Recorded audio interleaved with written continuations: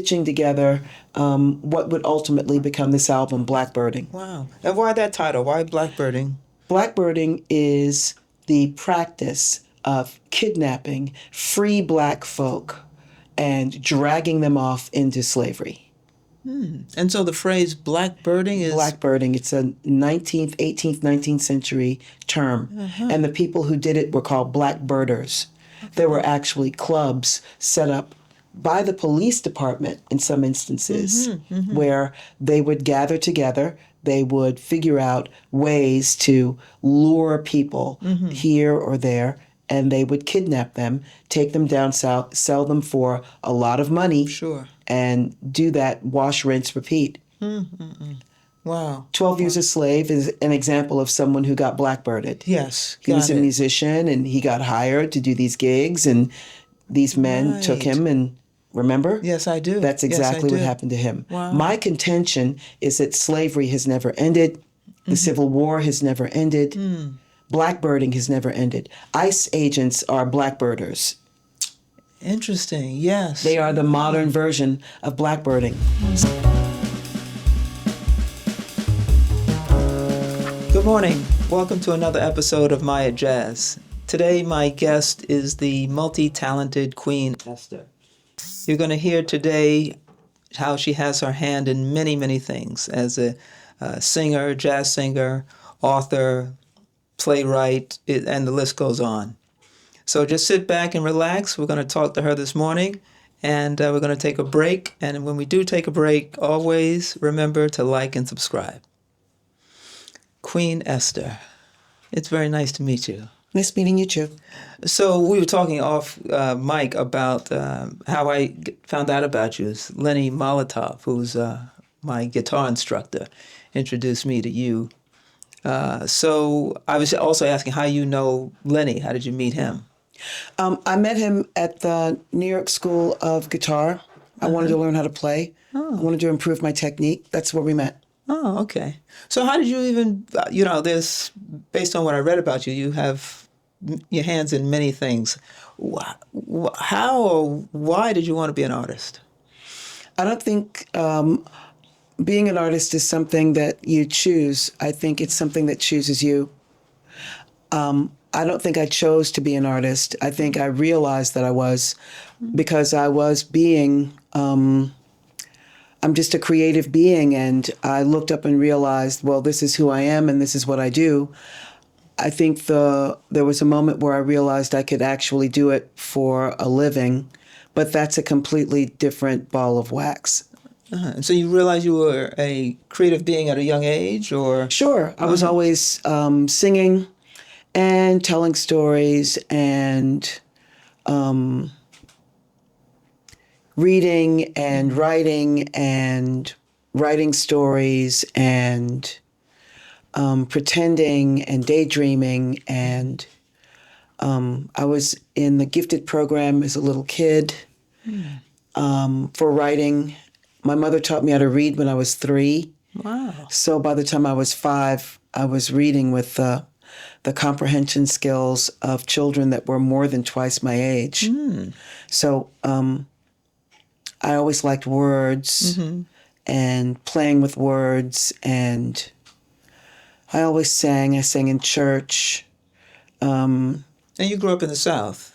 I did. Right? I grew up in Atlanta, Georgia, and Charleston, South Carolina. Okay. Both of my parents are from the Low Country. And when you say Low Country, what do you mean when you say that? Low Country is Charleston, South Carolina, along the coast. I guess some would consider it to be Gullah Country. Oh, sure. It's called the Low Country because it's below sea level. Oh, okay. I guess most people don't know that. Right. So, that was my childhood. It was creative and open and sun-drenched. And Atlanta's called a city in a forest. Oh, is it? I didn't know that. Yeah, because it has more trees per capita than just about any city on the planet. So we lived in a big house that was surrounded by trees. So it's really the country and the city It didn't really feel like the suburbs. It felt like you were, I don't know, like you were out in the middle of nowhere, even though you weren't. I think that in the South, you have to make your own fun. The fun isn't brought to you. You have to create it. Is that because of you're isolated, like the houses are not close together, or No, what? it's the culture. Oh, There's always a moment where you really do have to come up with whatever it is that you want to do. You have to make it up as you go along. Even as a little kid, you're just making it up.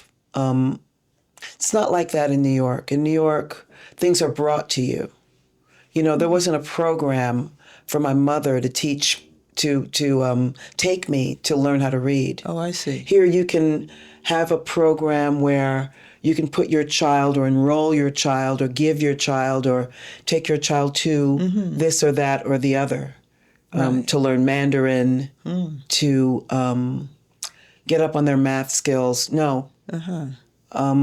As Southerners, we make our own way. And my mother, instead of enrolling me in a program, saw that I was bright as a 2-year-old and started collecting the things that she knew that she needed to teach me how to read all by herself. And I had a stack of books from Dr. Seuss. I called them my little library when I was a little kid. I was very proud of the fact that I had a library. Okay, sure. Well, they were all Dr. Seuss books and things like that. And So I had that when I was 3. and she was having you read. No, I could read. You could read. I could read. There was an incident that happened when I was in kindergarten. I was bored, and the teacher left the room as she was reading to everyone in a little half circle. And so I sat in her chair and finished the story. And when she came back, she stood at the door for a moment. I think she thought I was making it up, Right. looking at the pictures and making it up. And when she realized I was reading, she completely glitched out. And I think I remember her calling my mother that night and saying, she can read. And my mother goes, I know. I taught her how to read. So the idea of, I'm not sure exactly how it's done on the West Coast. On the West Coast, you really do have to, you find it and then you do it. In New York, it's kind of brought to you. And in the South, you have to make it yourself. Got it. As the old black folk would say down south, you know, God making a way out of no way. Absolutely. And so you sound like a child prodigy then, reading at 3. I mean, that's unusual. I guess so. Yeah. Now you have siblings. I do. Okay. I'm the only girl out of 6 boys. Wow. Are you also the youngest? I'm in the middle. Oh, okay. Wow. Now, are they? Are your brothers involved in the arts like you are, or no? I think we're all creatively minded. I have a brother that was a dancer, and I have a brother that is a musician. Okay. And I was closer to both of them. Both of them were just older than me. And their example showed me that I could actually do it out in the world. I took the giant steps that they took. They went out to New York and they aggressively pursued it, the creative life. So I thought, well, I'll do it too. Okay. What were their names? Or what are their names? My brother Damon danced with Martha Graham's second company before he became an actor. Okay. And my brother Ramon Poozer, is still actively working as a musician in Atlanta. Wow. So was your household like an arts kind of musical household? Sure. You know, I can remember being in my room and reading and writing and hearing my brother Ramon practice in the basement, the air vent. I could hear his bass lines just seeping in. I mean, it was just, I guess it was just a pretty noisy, pretty active household. Do your parents play instruments or the musicians? My mother, I think my mother could have been an opera singer if she wanted to. Really? If she hadn't had children, she could have. I don't know that she's ever taken any voice lessons, and she has a very pure, legit sound, even now, to her voice. Wow. She always has. When we were children, she directed the choir that we sang in church. We grew up COGIC. Which is Church Church of God in Christ? Christ. Okay. Yeah. Oh, that's a pretty powerful church organization. It is. Sister Rosetta Tharpe is a great example of someone who came out of Yes. Church of God in Christ. And they believe in part that you praise God with whatever you have. So it wasn't, there was no one saying girls can't play guitars or trumpets or anything. Whatever you picked up or whatever you had was good enough. Okay. And so did you pick up an instrument of any kind? No, I just sang at that point. And I played a little piano by ear, but I just sang. Okay. And so did you go to high school down in... I did. I went to a performing arts high school. My brothers and I did. And this is in South Atlanta. In Atlanta, okay. Yeah. Okay. Went to a performing arts high school in Atlanta. Was that one you had to audition for? Or? I did. We Okay. did. We had to audition to be in it. And while I was there, I went to governor's honors in the state. And then I did young arts. It was called Arts Recognition and Talent Search then, but it's Young Arts now. And that opened the way to a lot of scholarships. Okay. So I went to the University of Texas at Austin at that point. I didn't really think that I would ever be a vocalist. I wanted to be an actor. So when you were at University of Texas, what did you major in? Theater. Theater, okay. And so you wanted to be an actress? Yeah, I wanted to be a theater actor. I didn't think that I was pretty enough to do film or television. Okay. And so you graduated from the University of Texas? Nope. I became a very big fish in a very small pond. And when I got so big and the pond got so small, I thought, well, I should go to New York now. I finished a screenwriting major as a screenwriting major at the New School. Oh, here in New York? Yeah. Ah. I went to the New School and I didn't... I didn't do music like everybody else did. I never went to college for music. Wow. You went to school to be a screenwriter?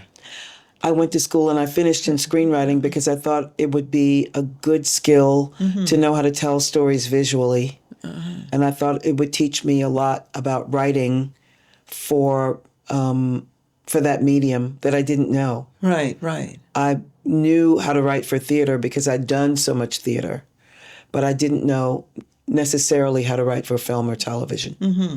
And so when you first came to New York, how old were you then? I can't remember. Okay. I stopped thinking about my age when I was 9.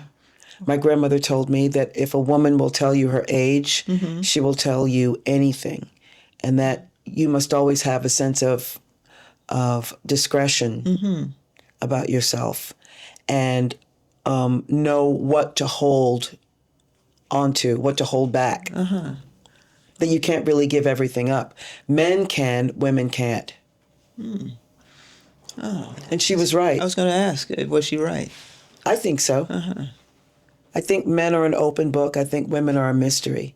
And the more of a mystery you remain, the better off you are. You know, I read somewhere that you did, I'm going to say, a combination, correct me if I'm wrong, about Zora Neale Hurston and Billie Holiday. You did some type of collaboration where you pulled those two artists together. Yeah. Brad Learmouth was at Harlem Stage, and they were putting together the first festival that combined, I think it was Harlem Stage, the Apollo. It was a jazz festival, and he suggested that I do something with those two. He didn't say exactly what, and I started thinking about it. I thought they were renegades in and of themselves. So I found short stories that Zora Neale Hurston had written in the 20s, 30s, stories that hadn't seen the light of day since then. They were published in an American Studies magazine in Germany. Oh, wow. Yeah. And you found that? And I found them. And they were brilliant. They were intriguing. They were amazing. And I thought this would make a really interesting musical. So I set them to music with my quintet that included Matt Ray as MD and writing all of the incidental music and really taking charge. And we turned it into a show. Wow. I had a residency, a performance residency at the Apollo. And that's really how we pulled that off. Wow. I think that was in 2014, about the time that I got accepted to NYU as a librettist. Wow. Well, we're going to talk about that too, because that's very impressive. But let me tell you why I bring up Zora Neale Hurston. When you talk about having found, her writings, you found it in Germany. I did, in a German magazine. Wow. The reason I bring it up, I just finished reading her short stories called You Don't Know Us Negroes. And in it is a very, very good essay which talks about kind of what you were talking about, how women should be more mystery. And that's what she writes about, that women shouldn't give away everything, that they should remain a mystery when it comes not just to men, but really to the world. So it's interesting that your grandmother says that to you. And that's something that you continue to, I guess, live by, if I'm correct. Yes. I grew up surrounded by old black folk. I was raised by my great-grandparents and my grandparents. And my father is 20 years older than my mother. He was born in 1917. Wow. So he lived through the Depression in the 1920s and so much of what happened during the 20th century. So a lot of the old ways were poured into me, and I still hold on to them. Right, right. So we're like, how sometimes black folks say when they see kids, there's an old soul. Were you like an old soul? No, I just think that I was truly blessed to have that particular generation pour into me in a way that a lot of people don't necessarily get to experience now. Right, right. And I think that older people look at me and they recognize what I've received. I don't necessarily think that makes me an old soul. Okay. That just makes me an obedient child. Ah. And what did you receive? Wisdom, knowledge, history, an anointing, a blessing, blessings, advice. It was Dave Chappelle who said, if old black folk see what you do and approve of what you do, you must be doing something right. So I live by that as well. Now, are your grandparents still alive, any of them? No. Okay. So did you grow up in the church? Yes. Okay. Would you consider yourself a religious person? Are you still follow the church teaching? I think religion is devoid of spirituality. I think it's not very often that you have a meeting of religion and spirituality when they are, religion infused with spirituality is something that I don't think a lot of people experience. You think they just experience just the religious part of it? I think they're subjected to a great deal of religion, and rules and laws, but there's no joy, there's no love, there's no poetry, there's no community. There's a big difference between the evangelical church and the black church. What's the difference there? I don't know. I think in many instances in the black church, not always, but in many instances, they're leaning towards the Jesus that was in the Bible. Okay. And in many instances, not all, but in many instances in the evangelical church, they're leaning towards the MAGA Republican version of who Jesus is, which doesn't necessarily look like, original Jesus, regular Jesus. So evangelical versus, what'd you say, the black The black church, the original Jesus, OG Jesus, the one who was basically a hippie, who believed in feeding the poor and tending to the sick and taking care of widows and orphans and, all of the things we're not doing.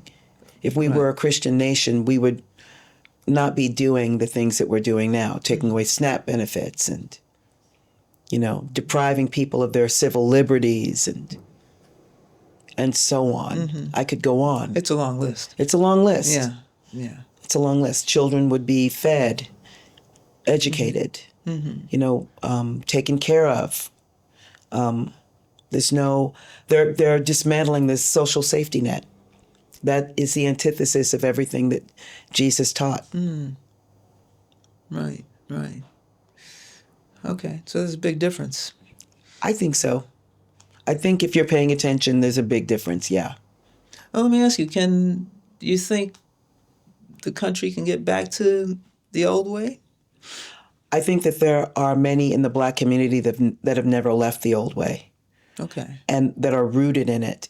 And there are certain traditions that we live by.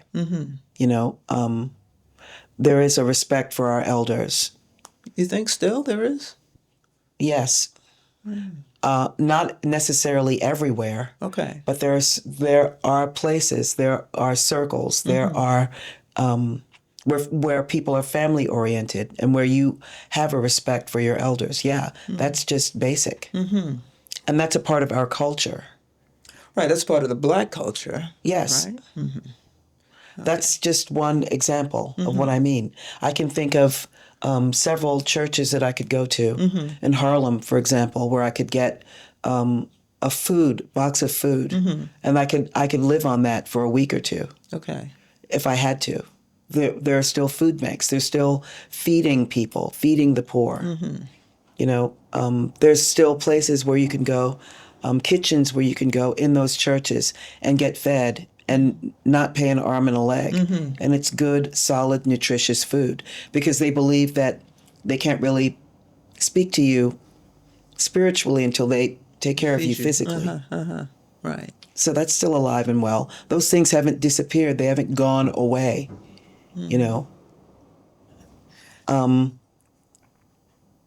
We live in two different Americas. We don't live in the same America as everyone else does. What do you mean? I mean, there are certain rules, cultural mores, markers. We are of a different culture than everyone else in America.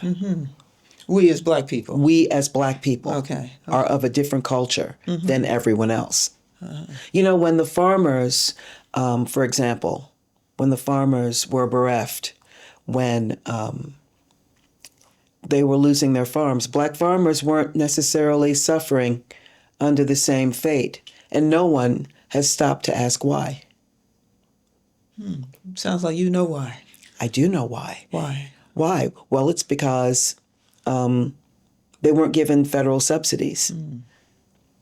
I think under Bill Clinton, he tried to extend those subsidies, but the white farmers said that would be racist. So there were a lot of things that they were excluded from. They had to make it on their own, and they still are. Remember, after the Civil War, black farmers owned 1 million acres of land. We're talking the size of the state of South Carolina, 1 million acres of land, which is only natural. It only makes sense. We're coming from an agrarian society in Africa, brought to this country to work within the confines of an agrarian situation. We know the land. We know how to grow things. Right. We know how to take care of animals. That's, a given. Right. And systematically, that land was taken away from us Right. gradually, bit by bit by bit. Yeah. Red Summer was a bloodletting after World War I. These things didn't happen in a vacuum. They happened because we weren't given any aid, any assistance, and yet we triumphed. We overcame. We worked our way through it. And out of resentment, they destroyed what we had. Now, Tulsa was not something that happened once. That happened thousands upon thousands of times. Whenever any black anybody looked like they might have more than the white person next to them, what they had was taken away from them, was destroyed. Sometimes so were they. Toni Morrison talks about how when she was 3 years old, her family's landlord tried to burn the house down with them in it. really? Yeah. And she was 3. Imagine what would have happened if they had succeeded. Right. Sure. Now, all of this history, does this inform your music, your art? Yes, absolutely. It informs everything that I do. How so? I am a generative performing artist. Meaning? That means I create the work. I don't just perform the work. And the work that I create is informed by my blackness. And my blackness encompasses history and culture and my personal beliefs and anything else that I throw into the pot. Okay. And so when you came to New York City, how was it for black people then? When I came to New York City, all I really wanted was to be in the chorus of a Broadway show. Got it. That was the goal. That was the goal. I figured if I got into the chorus of a Broadway show, I would make 4 figures a week. I'd get a rent-controlled or rent-stabilized apartment, and I would just do theater. And eventually I would get an apartment in the city Okay. that would extend to maybe a nice house in the suburbs. And eventually I'd go to Atlanta, finish graduate school, I'd teach. I did not see my life blossoming further than that. That's as far as I could reach because that's as far as I could see. Okay. I didn't think that I would do anything on camera, not film, not television, not commercials, because that wasn't my lane. Right. I was not pretty enough, not light-skinned enough, not someone's idea, someone sitting behind a desk, their idea of what a black woman should look like, what a pretty black woman should look like. I just didn't believe it. And then you got that kind of feedback, meaning you weren't light enough, you weren't pretty enough. Well, That's the feedback. I was looking at television and I wasn't seeing myself. I was looking at the movies and I wasn't necessarily seeing myself. Okay. Nope. So theater I knew, and I knew that I had, in order to do theater, it's not necessarily for everyone. Film actors can't do theater. At least I haven't found any. It's a different discipline, is that It why you say that? requires a completely different set of skills in the same way that film does. Okay. Like what? What's the big difference? I think that you need to have charisma. You need to have that thing that would compel someone to look at you in order to do theater. And that isn't necessarily something that you can teach or manufacture or pull out of thin air. You're either born with it or you're not. Is that ego or is that just something No. else? That's charisma. That's That is charisma. just that thing that God gives you. Some people call it the it. Is that like you can't guess- describe it, I guess. Other than Some people would call it presence, stage Okay, presence. okay. She has stage presence. Sure. But you being pretty is not stage presence. You being beautiful or glamorous or some of the most beautiful women in the world disappear on stage when they stand next to someone who has charisma, who has stage presence. right. There are some people who are ordinary looking and they have a great deal of charisma. Yes. They have a great deal of charisma. Diana Vreeland is a great example of an ordinary looking woman who had incredible charisma, incredibly charismatic. That's not something that you can teach or buy or learn in a class or affect or anything like that. You either have it or you don't. And I knew that I had it. I knew that I had it from when I was a little kid. Got it. Got it. So then coming to New York was not So, yeah, scary why would for I go you. to LA Right, right. and be on camera and have people looking at me going, when I could do theater with the charisma that I had, knowing that I had that skill set, that I developed that skill set when I was in high school. Right. And then furthered it when I was in college and really honed it. Okay. So, and don't get me wrong, it's not that I thought that I was profoundly unattractive. I wasn't, pockmarked with a hump in my back. But I had friends and acquaintances who were working in film, who were given the short shrift, who were given an extremely hard time, who weren't light-skinned, who didn't pass the paper bag test, who had African features, as I do. Right. And who were beauty queens in some instance. I'm thinking of the one person I'm thinking of in particular actually, was a beauty queen. Won beauty contests. Okay.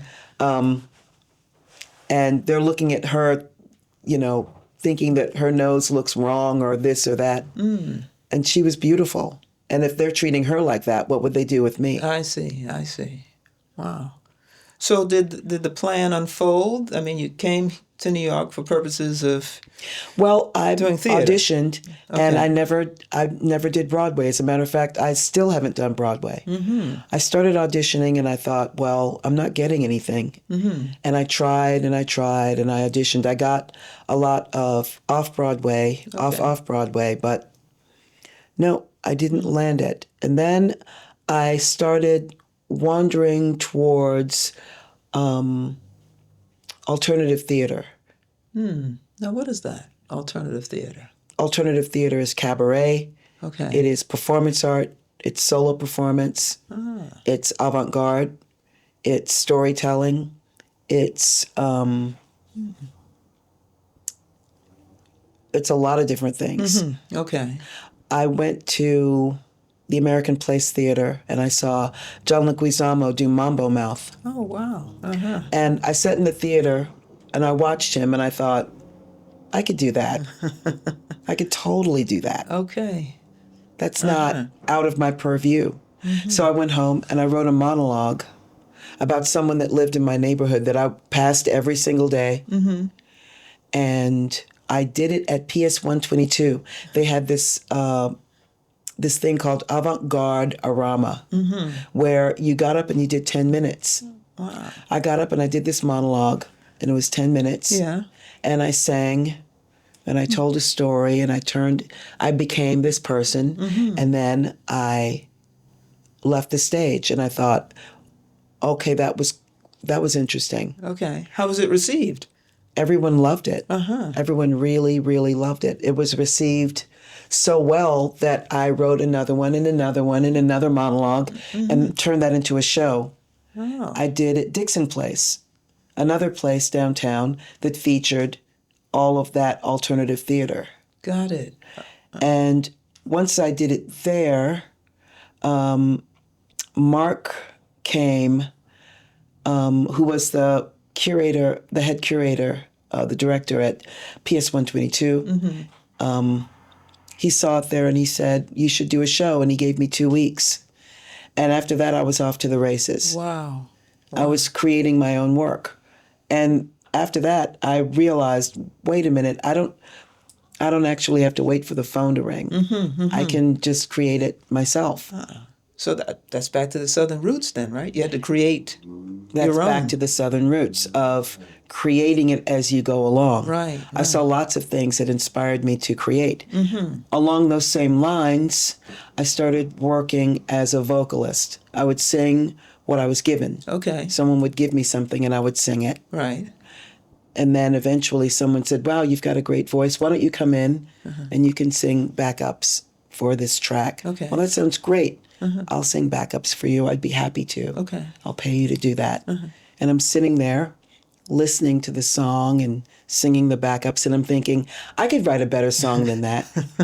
These lyrics are really kind of not good. Okay. Right. They're not really good at all. They're actually kind of not. Ew. I could write better lyrics than that. I could write a better melody than that. So it started off with me writing lyrics, and then as a top liner.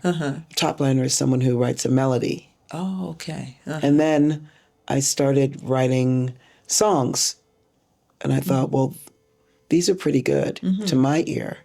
And then I met Elliot Sharp, the guitarist, and he wrote the music. I wrote the lyrics to the album, and we called ourselves Huskow.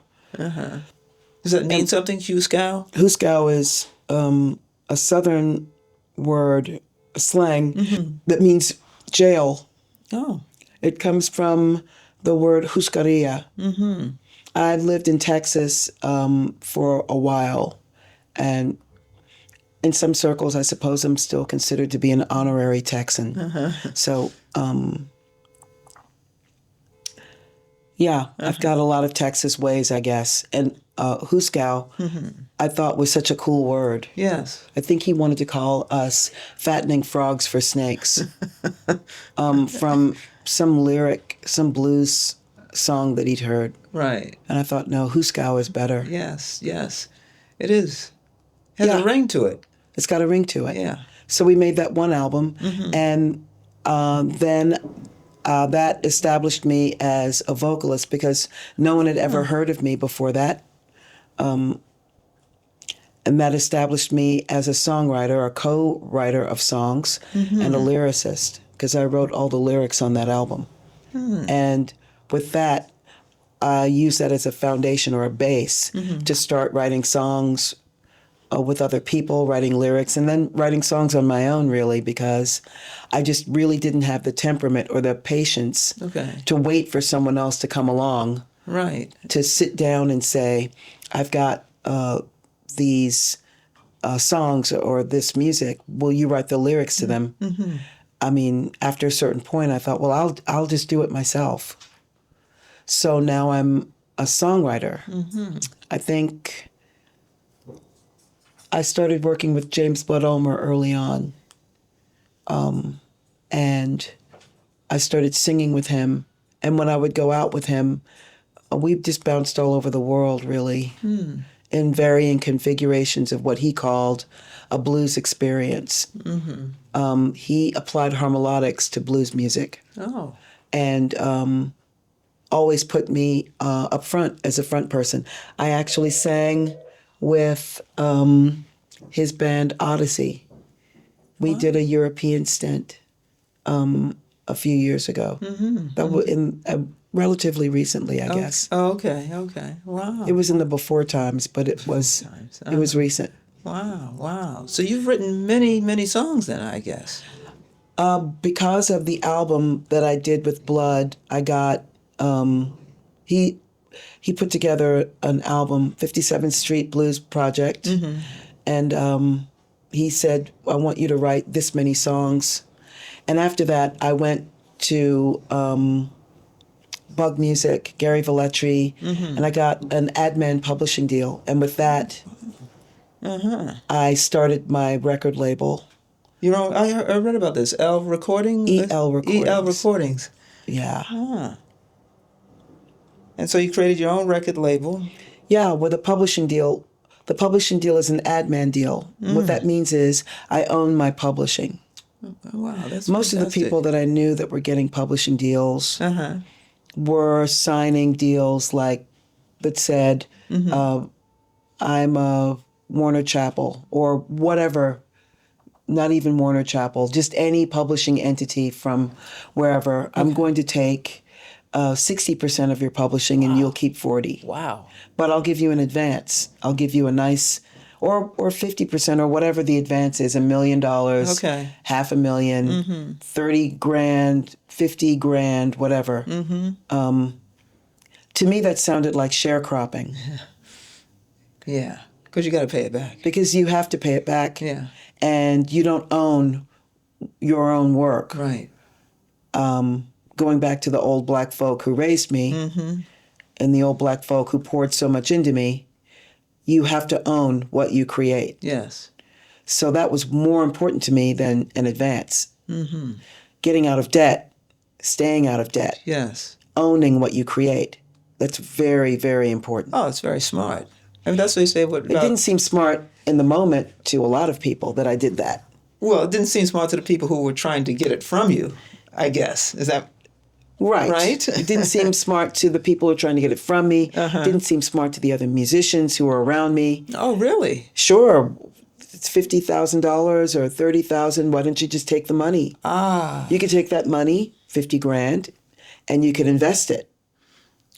Right? You could grow it. You could. That's what they thought.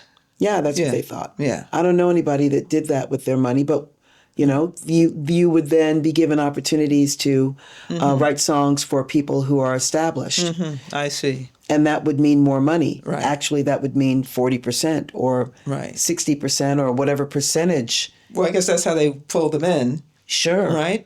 There's no incentive for me to introduce you to Beyonce and have you Right. writing songs for her. That's right. If I'm not going to get anything out of it. Yes. I'm getting 60% of that pie. So you can meet everybody in the room. That's right. But no, I'm not. Why would I do that if there's what's in it for me? Right. You sound that's exactly what they say Ray Charles did. He wound up owning his own publishing. But he was doing that at a time when no one did it. Did it. Or knew they No could one do knew. it. Dolly Parton said when she was a little kid, she was 7, 8, 9 years old, singing on the radio, looking cute with her sister. And she said she looked around as a 9-year-old Okay. and she saw that the money was not in her looking cute and singing at the mic. The money was in songwriting.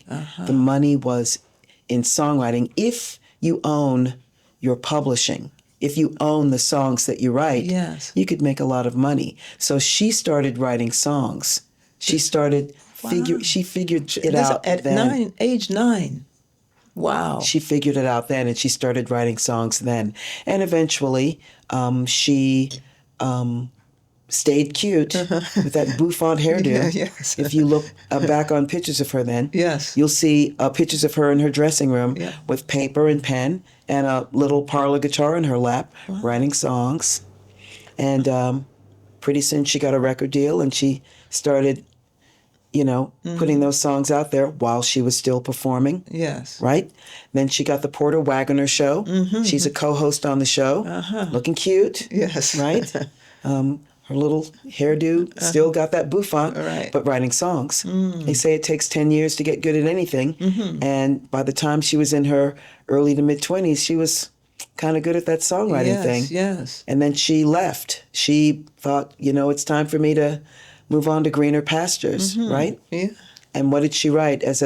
She didn't really know. Porter Wagoner was a little upset that she was leaving. They had a good thing going. Everything was going great. Right. Why would you leave when things are going great? And she wrote the song, I Will Always Love You.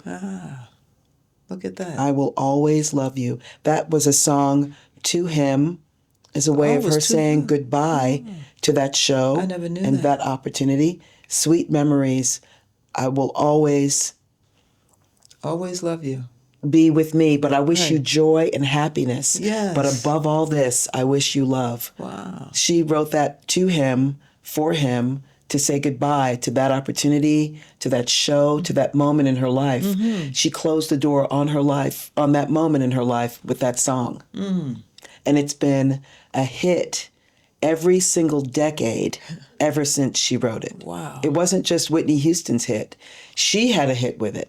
Other people have recorded it. Elvis wanted to record it, but she said no to Elvis because Colonel Tom Parker said, well, no, you got to give Elvis 50% of your publishing. She said no. She said no. Do you realize the golden opportunity that would happen if Elvis sings your song? Yes, yes. Then, the awards that would come, the money that would come. You know, golden opportunities. Right. You gonna say no to that? And she did. She told Elvis to kick rocks. She said she didn't have any children. She just had her and her husband, but Yes. her siblings had lots of kids. Okay. And she helped to raise them. They called her Aunt Granny. So, how brave was that, though, to say no to... as a woman in the industry, right, at that time even. At that time, it was pretty brave. But she said, I'm going to keep my publishing. You can't have 50% of the publishing on this song. Right. She kept it. And she held on to it. That was the late 60s, early 70s. And then Whitney Houston comes along and blows it completely into the stratosphere. Right. And she kept her publishing. Wow. It's wonderful that Whitney sang the song. She's done the definitive version, I think, but she doesn't own the publishing for the song. That's right. Dolly Parton does. Right. And she owns all of her publishing. You know, it's so interesting. They used to say that about Aretha Franklin. They thought Aretha Franklin wrote all those songs she sang, but she didn't. She wrote a few songs, but I don't know that she owned her publishing. Right, that's right. Respect is a cover song. Sure is. Otis Redding heard it and said, she stole my song. Yep. It's gone. No one will ever associate me with that song again. And they haven't. So what did Dolly Parton do? Dolly Parton left Porter Wagoner. She went to L.A. and she said, you know, acting is fun. Being up here and performing and doing all the things, that's fun. It's a lot of fun. But the money is in production. The money is in producing. I'm going to be a producer. I'm going to start this production company. Okay. And then I'm going to produce Father of the Bride, that entire franchise. I'm going to produce Buffy the Vampire Slayer. Really? Yes, really. She produced quite a lot of film and television. I didn't know that. I think it's called Sand-Dollar Productions. Yeah. And then she said, you know, I think I should buy up some radio stations.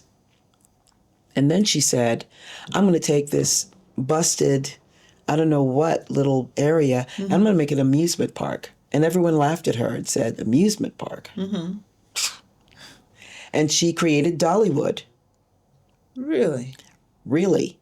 And she employed so many thousands of people. And she basically had her cabin that she grew up in. She cemented her legacy by recreating her childhood home, you know, the whole 9 yards. She situated all of that there. And in Dollywood, that's what. In Dollywood, the performance spaces there, food, everything, fun for the whole family. You know, you've got rides, lots of things. You could go there and just entertain yourself all day, and then you could go back at night and see a show and, you know, have fun. Right. I think you could maybe even get your equity card, if I'm not mistaken. I'm not sure. Oh. Yeah. Wow. So it sounds like Dolly Parton was or is an inspiration for you. Yeah. She's my North Star. Yeah. In many ways. And then she said, I'm going to help people learn how to read, not just children, but adults. And she had a program where she would just send out books, children's books, to everyone for free. You open it up and there's your name in there. Can you imagine? Your name, you open up, it's just for you. Yes. That if I were 3 years old and Dolly Parton sent me a book with my name in it, yes, I would have fainted. I would have floated for joy. Right. I would have been so happy. It just makes it so intimate and so personal. I can read all by myself this book from Dolly Parton. Right. She's still doing that. She's still sending out books. No kidding. Lots of adults don't know how to read. So they can read those books as well and learn how to read. Wow. Yeah. I think it's really all about taking whatever you've got. Or for me, okay, it's about taking whatever you've got and doing as much as you can with whatever it is you've got. I started out thinking, I'm just going to be an actor. I want to be an actor. And I'll stay up on this singing thing in case I get cast in a musical. I'll have to know how to sing then, so I should stick with the voice lessons and whatnot. But that wasn't my primary goal. To sing, to be a singer, to go to music school and learn how to play an instrument and yada yada. No, no, no, no. I'm going to do theater. I'm going to do Shakespeare. I'm going to travel doing theater. That'll be great. Eventually I'll do Broadway. You know, maybe someday I'll get a Tony or someone will give me an award, but I've got the charisma and the stage presence. I know where I belong. This is my lane and I'm going to stay in it. No, any lane that God puts me in is my lane. That's where you go. Right, right. I go where God sends me.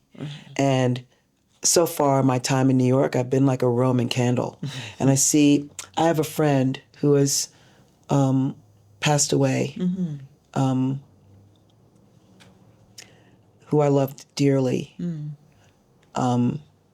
Carrie Hamilton. Okay. We did Rent together. We did the first national tour of Rent together. Really? You were in Rent? I was in the first national tour that they put together in the original cast. Wow. So I was the second person to touch the role. I understudied Joanne, and my role was the bag lady. Oh. The formal title for that role was the Voice of Heaven. They saw over 5,000, 6,000 people for the part. Wow. For that show, Yes. for that production. And they only needed maybe, I don't know, 15 or 20. I had 5 callbacks. Wow. Wow. And you got it. And I got it. It was a Fabulous. miracle from on high. That gave me health insurance, life insurance. I joined SAG, Okay. and I had to join Equity, but I had to join SAG because we made B-roll. And then eventually SAG and AFTRA combined. What's B-roll?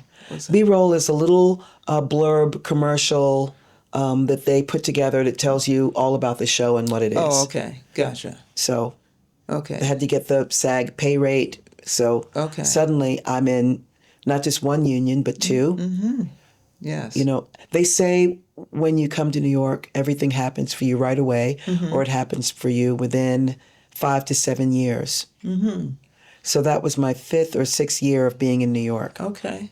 And it was very, very surreal. I went to audition, and the line was wrapped all the way around the block. Imagine the Public Theater, Astor Place, Yes. around the block, and all the way down the street where Tower Records used to be. Yes, yes. And people were camped out. They actually put the audition on the national news. What? Yeah. My parents knew about it. They were like, and ladies and gentlemen, believe it or not, there's an audition. And people loved the musical so much. Yes. Everybody showed up, and they set out pup tents No kidding. with coffee and snacks and everything. And people just camped out waiting to go in and be seen. So how was They that? flew in Just to audition. just to audition. I looked at the line and I said, I'm not going to make it. I can't do it. I've got 3 crummy jobs to hold down just so I can pay my rent and my bills. Right.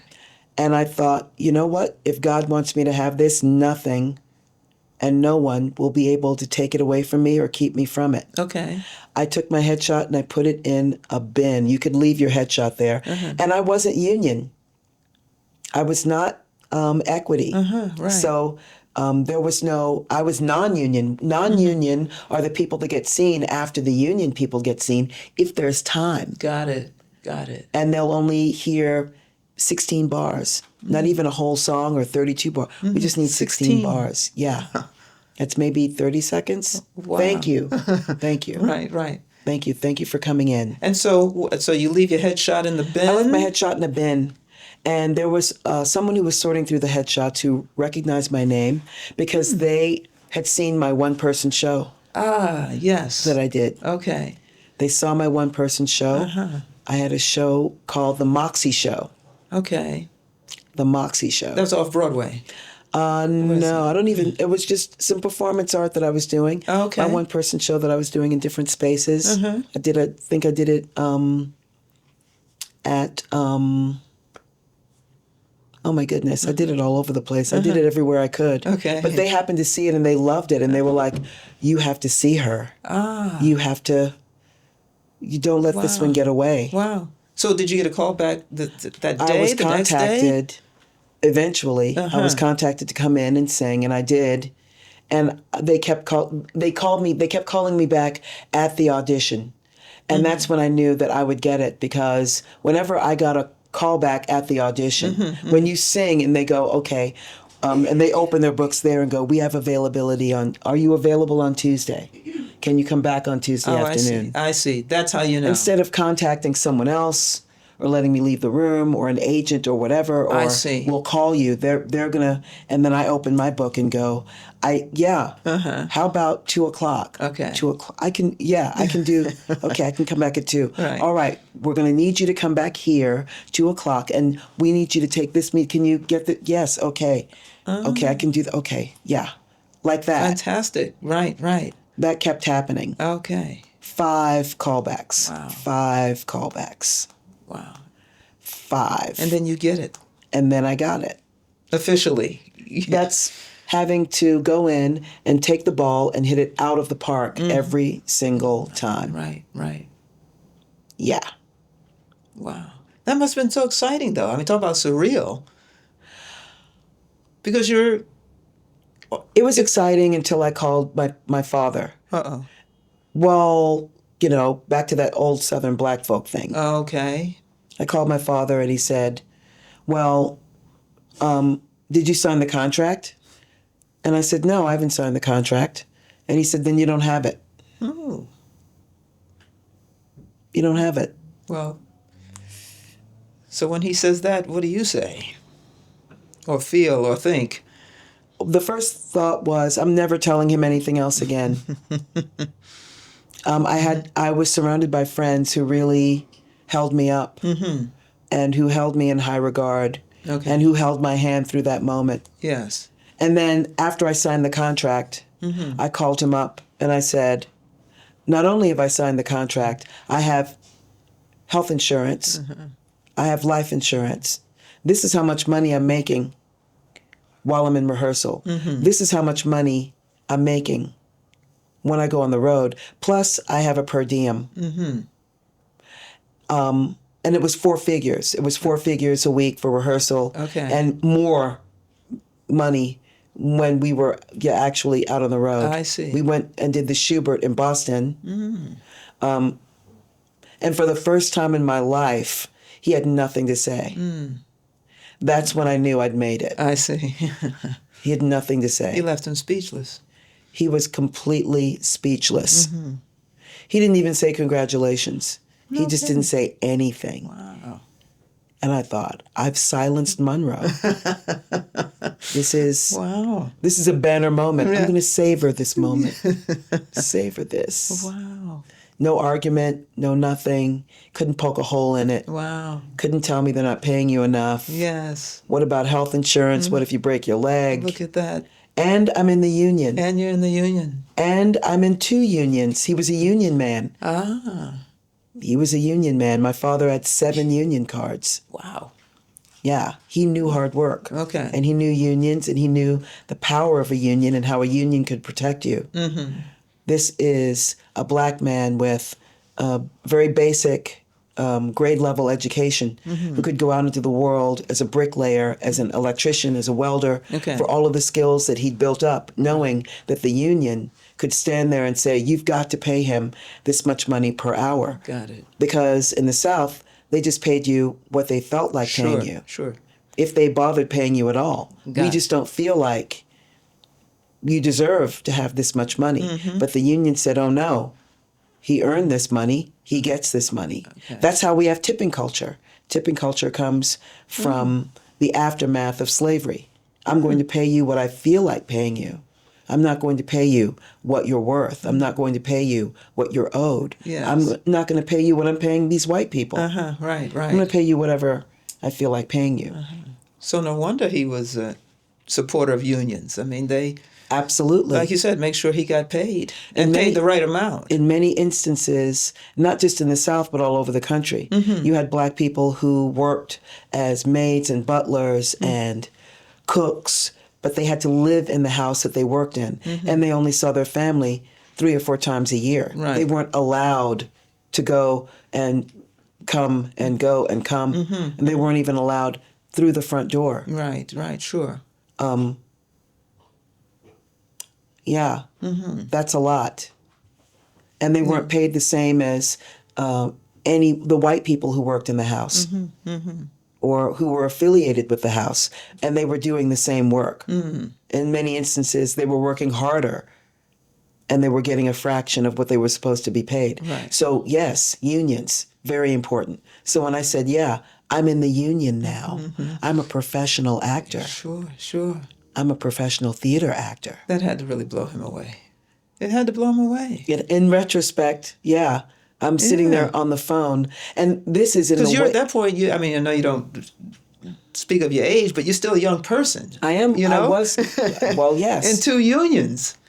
Yes, in 2 unions, and this is in the wake of him coming to New York City and sitting me down in my aunt's kitchen, his sister's kitchen in Brooklyn, having what he called a Roosevelt fireside chat with me.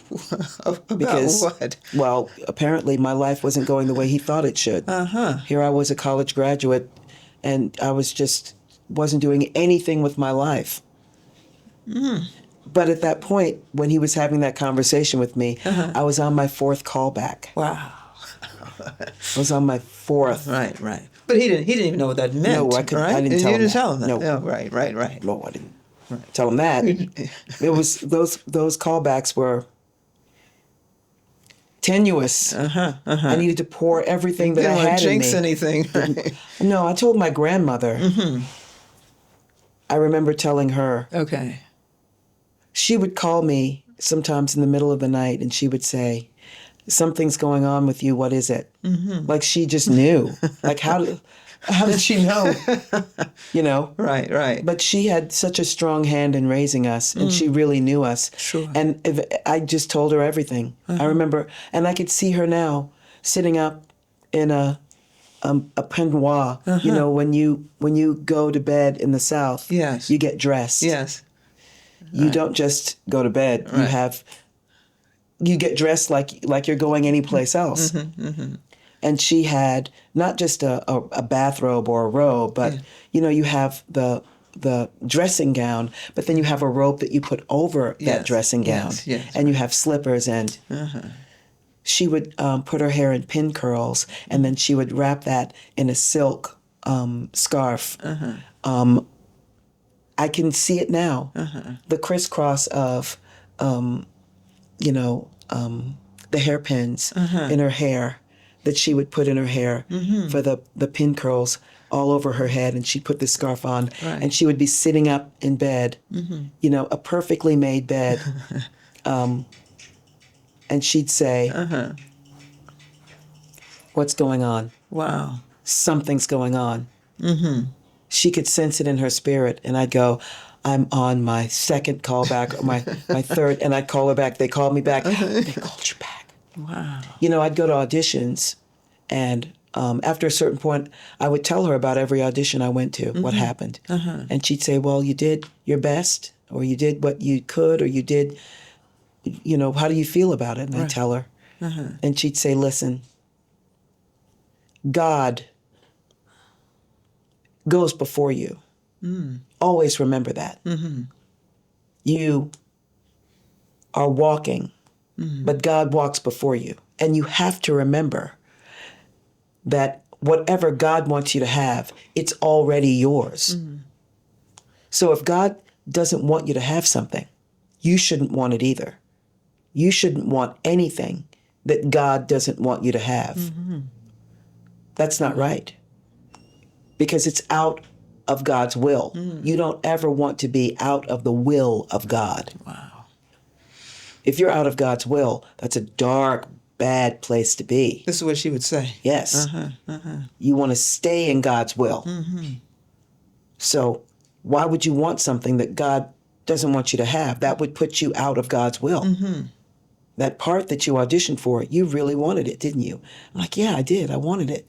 But you didn't get it, did you? I said, no, I didn't get it. Well, God didn't want you to have it.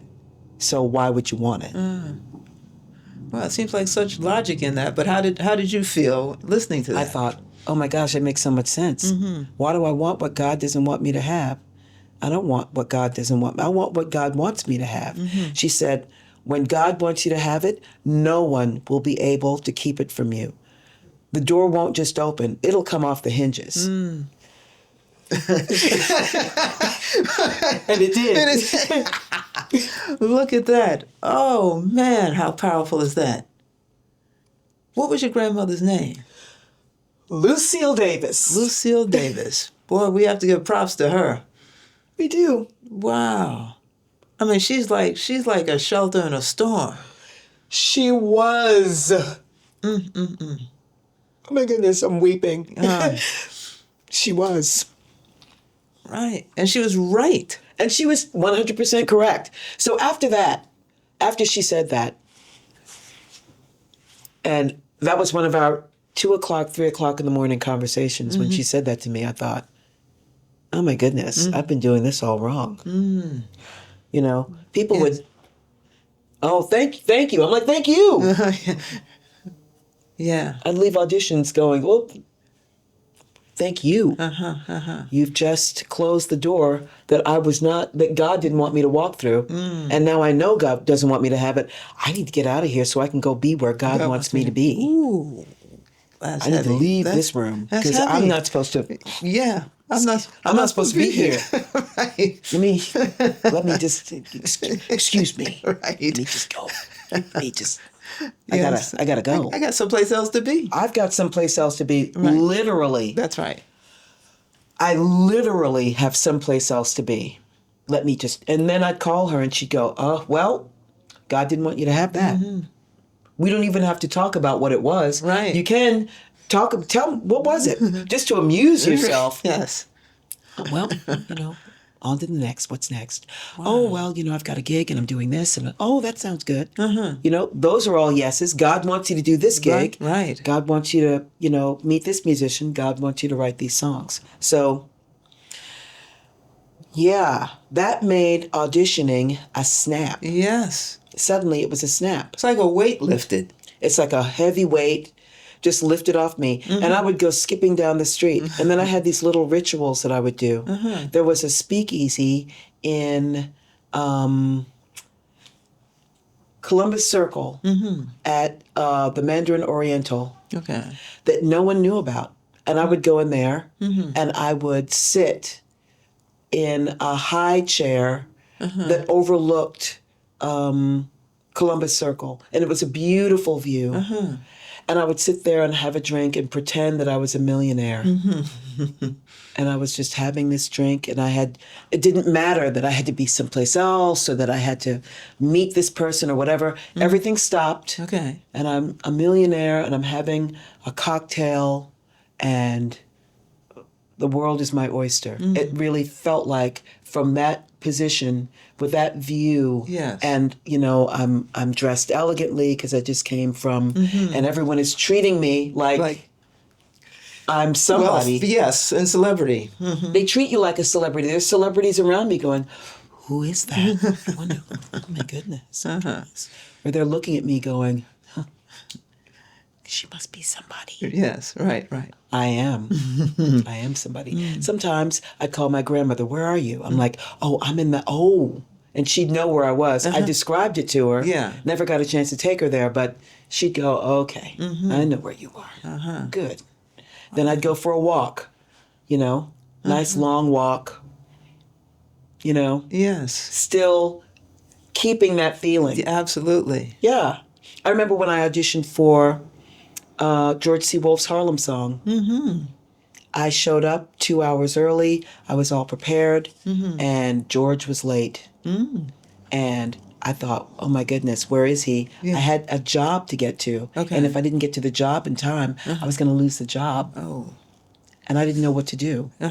Should I leave this audition? An audition that I could get that could, arguably change my life. Right.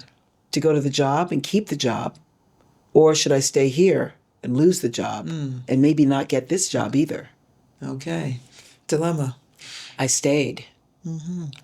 I stayed because I thought this is what I'm here for, and God will provide. Okay. But while I was waiting, I started chewing gum.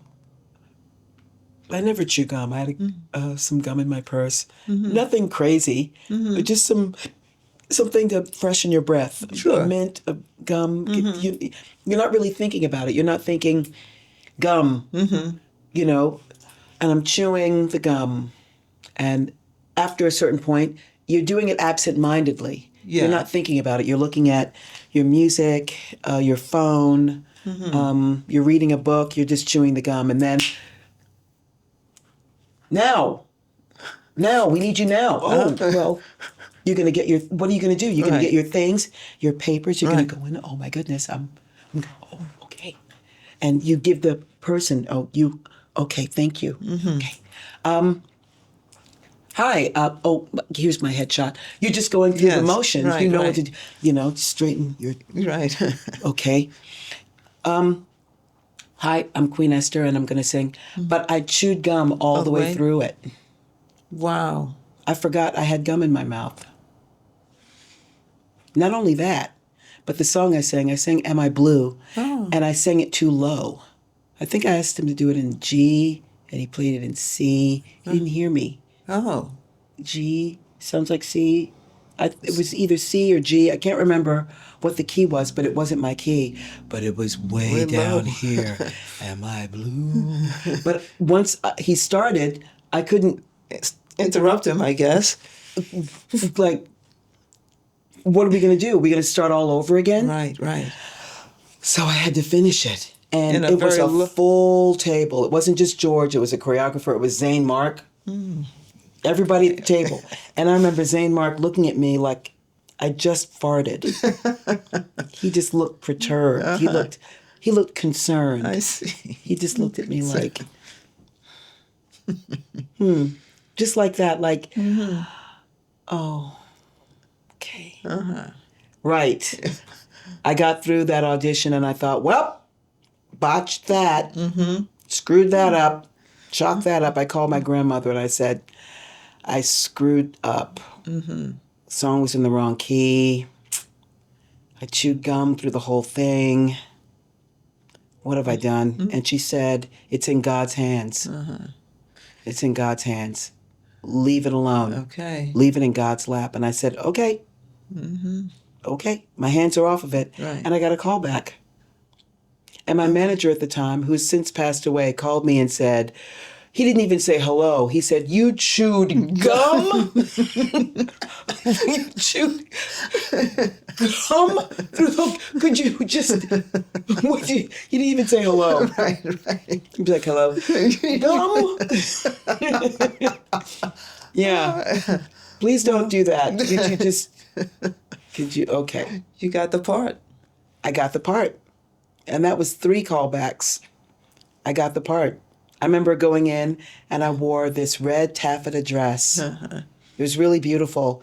And at one point, Ken Roberson, the choreographer, came from behind the table and he goes, let's dance. And we started swing dancing. Oh, wow. I knew 6 count and 8 count because I'd been singing on the swing scene with several different bands.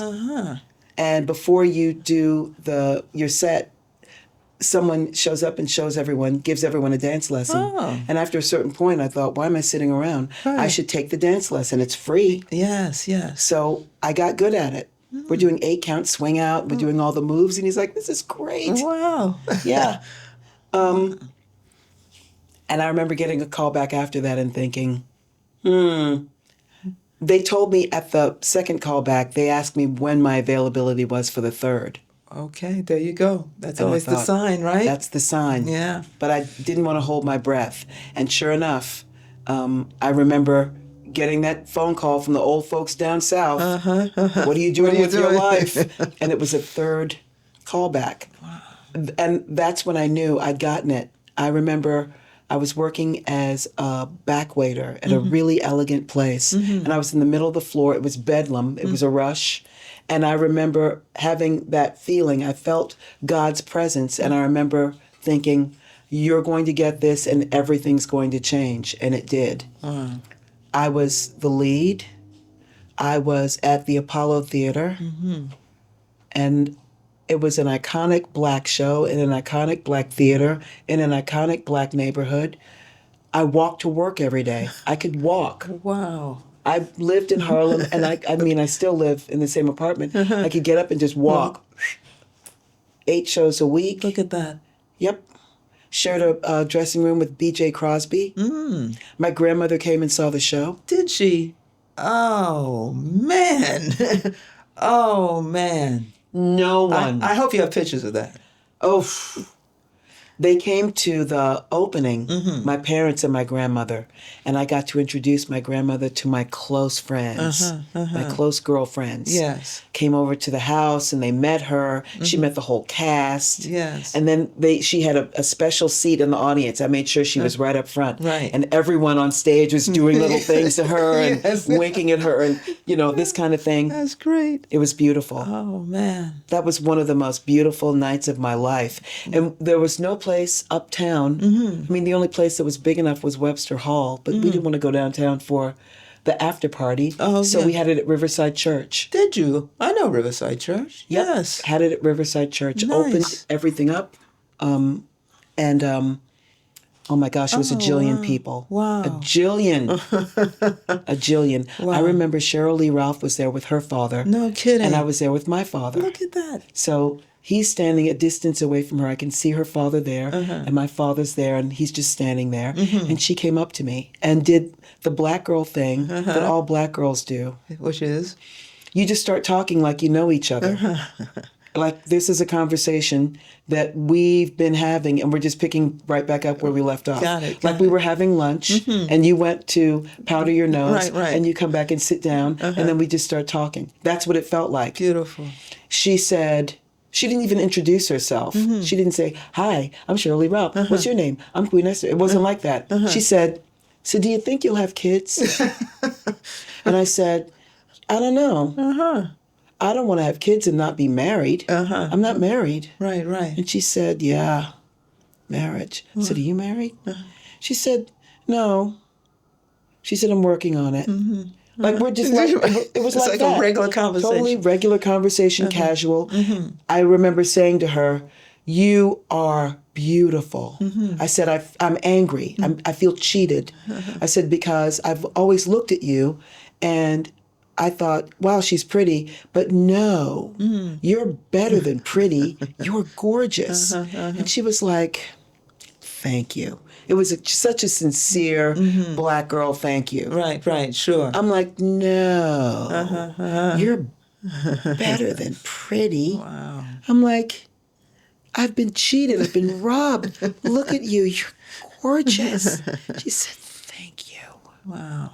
It was like, because there's a certain amount of work that goes into not just being pretty, but maintaining it. Oh, absolutely. And you get the pretty you are born with, but also the pretty you work for.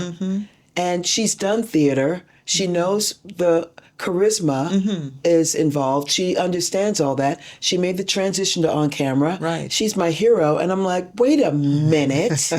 No, I'm serious. If you see her in person, Yeah. it's like, auga, the eyeballs just go boom, go boom. She's gorgeous. Wow. Do you think kids? And I'm like, I want whatever God wants me to have.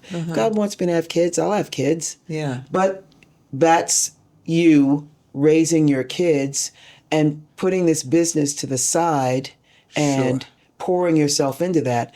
And what she was asking me really was, am I willing to do that? Am I willing to just talking? Yeah. And it was a conversation, didn't last more than 5 minutes. And I know that someday I'll see her. I'll remind her of it. She'll remember it. Sure. And we'll pick right back up where we left off. Yeah.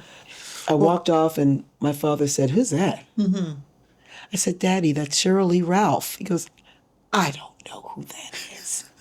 And I said, "That's Moesha's mama." And he goes, "Oh my God. Oh my goodness. Oh my God. Well, why didn't you introduce me?" I'm like, "I don't know. It happened so fast." Right. Yeah. Moesha's mama. Yeah, he got that. Immediately. Right. It was just so interesting that her father was there and my father was there. Yeah. Well, let's do this. Let's take a little break. Oh, wow. Little bathroom break. Has it been 10 minutes? Yeah, something like that. So what we're We've gonna laughed, we've cried. Yes, yes. And I still haven't even gotten to the good stuff. So we're going to ask the audience to just sit tight. If you like what you're hearing, please like and subscribe the episode. We're going to take a short break and we'll be back in a few minutes. See you soon. Welcome back, everybody. We're here with Queen Esther this afternoon, hearing some fabulous storytelling about her life and career. And so we want to pick up where we left off and with the question that I'm curious about.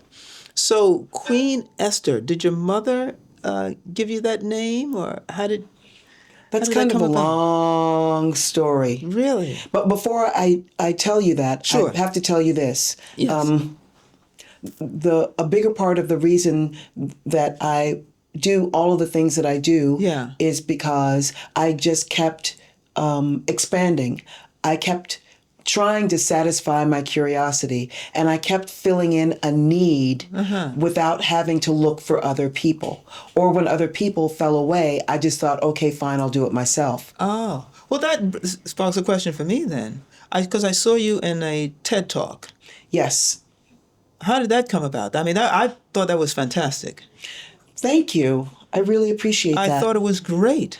Thank you. I mean, if that was performance art or whatever it was, and with history combined I and treated music. it like performance art, even though it wasn't necessarily. It was sort of a 7 or 8 minutes of a Queen Esther sampler of what I would do if I were doing my performance art. I like to include music and I like to sing. Got it. I like to engage you on all synapses. So I was on a train, subway, going somewhere, and I ran into someone that I knew, and he was with his cousin, this lady named Tobacco Brown, Okay. who is a horticulturalist.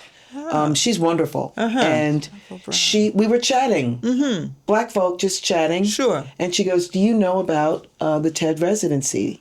And I said, "No, I've never heard of it." Yeah. And she said, "You should apply.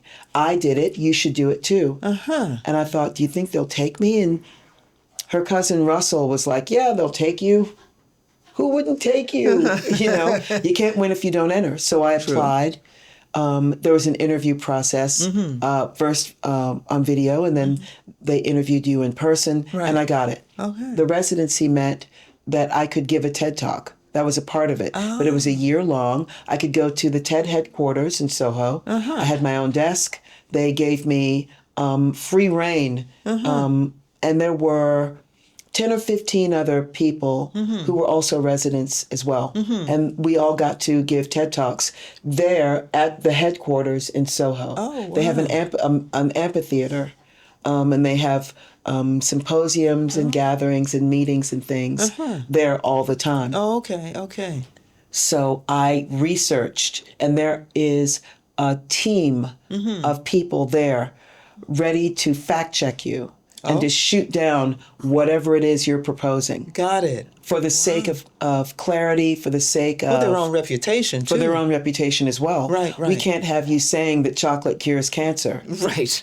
You have to actually prove that. That's right. You That's can right. say, I feel like it does because it makes me feel good, but Yes. you can't, you Right, have to right. cite that empirical study. Right. So everything that I said was double, triple checked. Okay, okay. And it was fabulous. I mean, the history of it all was just wonderful.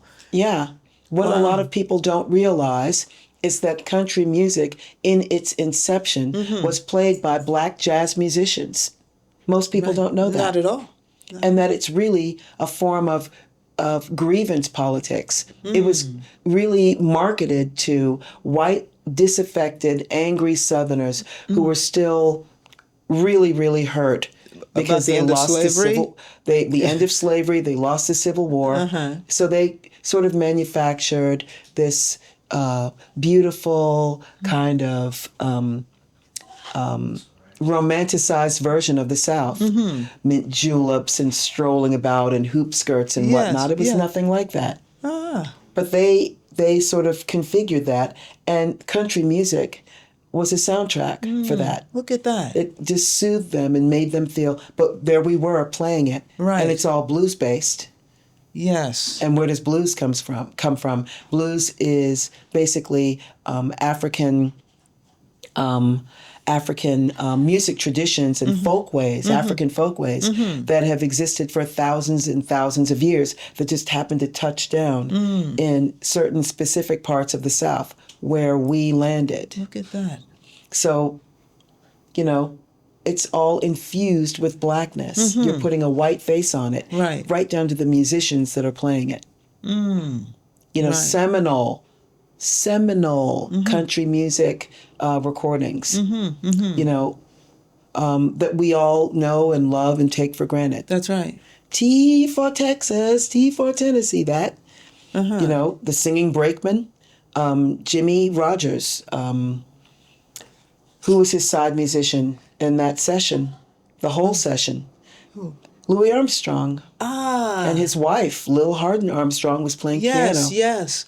Yeah, he was in on those sessions. Wow. And that was when he was in Los Angeles, running around with something to prove. And those recordings are considered to be the bedrock of country music. And there we are. Look at that. Yeah, and that went on for decades. Well, that's what I mean, that your talk was just so educational. I mean, because it, you know, talked about these things that I certainly didn't know about. It was just really something. I don't think that you can argue with facts. It's certainly not historical facts. Okay, right. You can argue about how you feel about them. Yes. But you can't argue about them. Right. So when I say things and say, I will not argue this with anyone, I don't mean that it's not up for debate. I'm certainly willing to hold your hand as I tell you this. Okay. So that you can somehow find your way through this. Right. I'm not going to argue an historical fact. This actually happened. Right. Because I think you begin the TED Talk with talk about twang. Is it twang? Yeah, the idea of twang. Yes. And the bluing of the note, and specifically what that is made of and how African that is. And I thought that was interesting, just the description of it, the bluing of the note. Like, what does that mean? That was such a perfect phrase. It's the bending, the bluing of the note. And inside of that bending of the bluing of the note is this Africanness, this blackness. It cannot be denied. It can't. Yes. You're literally bending the note. Right. Wow. That's what twang is. Look at that. Yeah. Those are African music traditions. They weren't doing that in Europe. Got it. Okay. Yeah.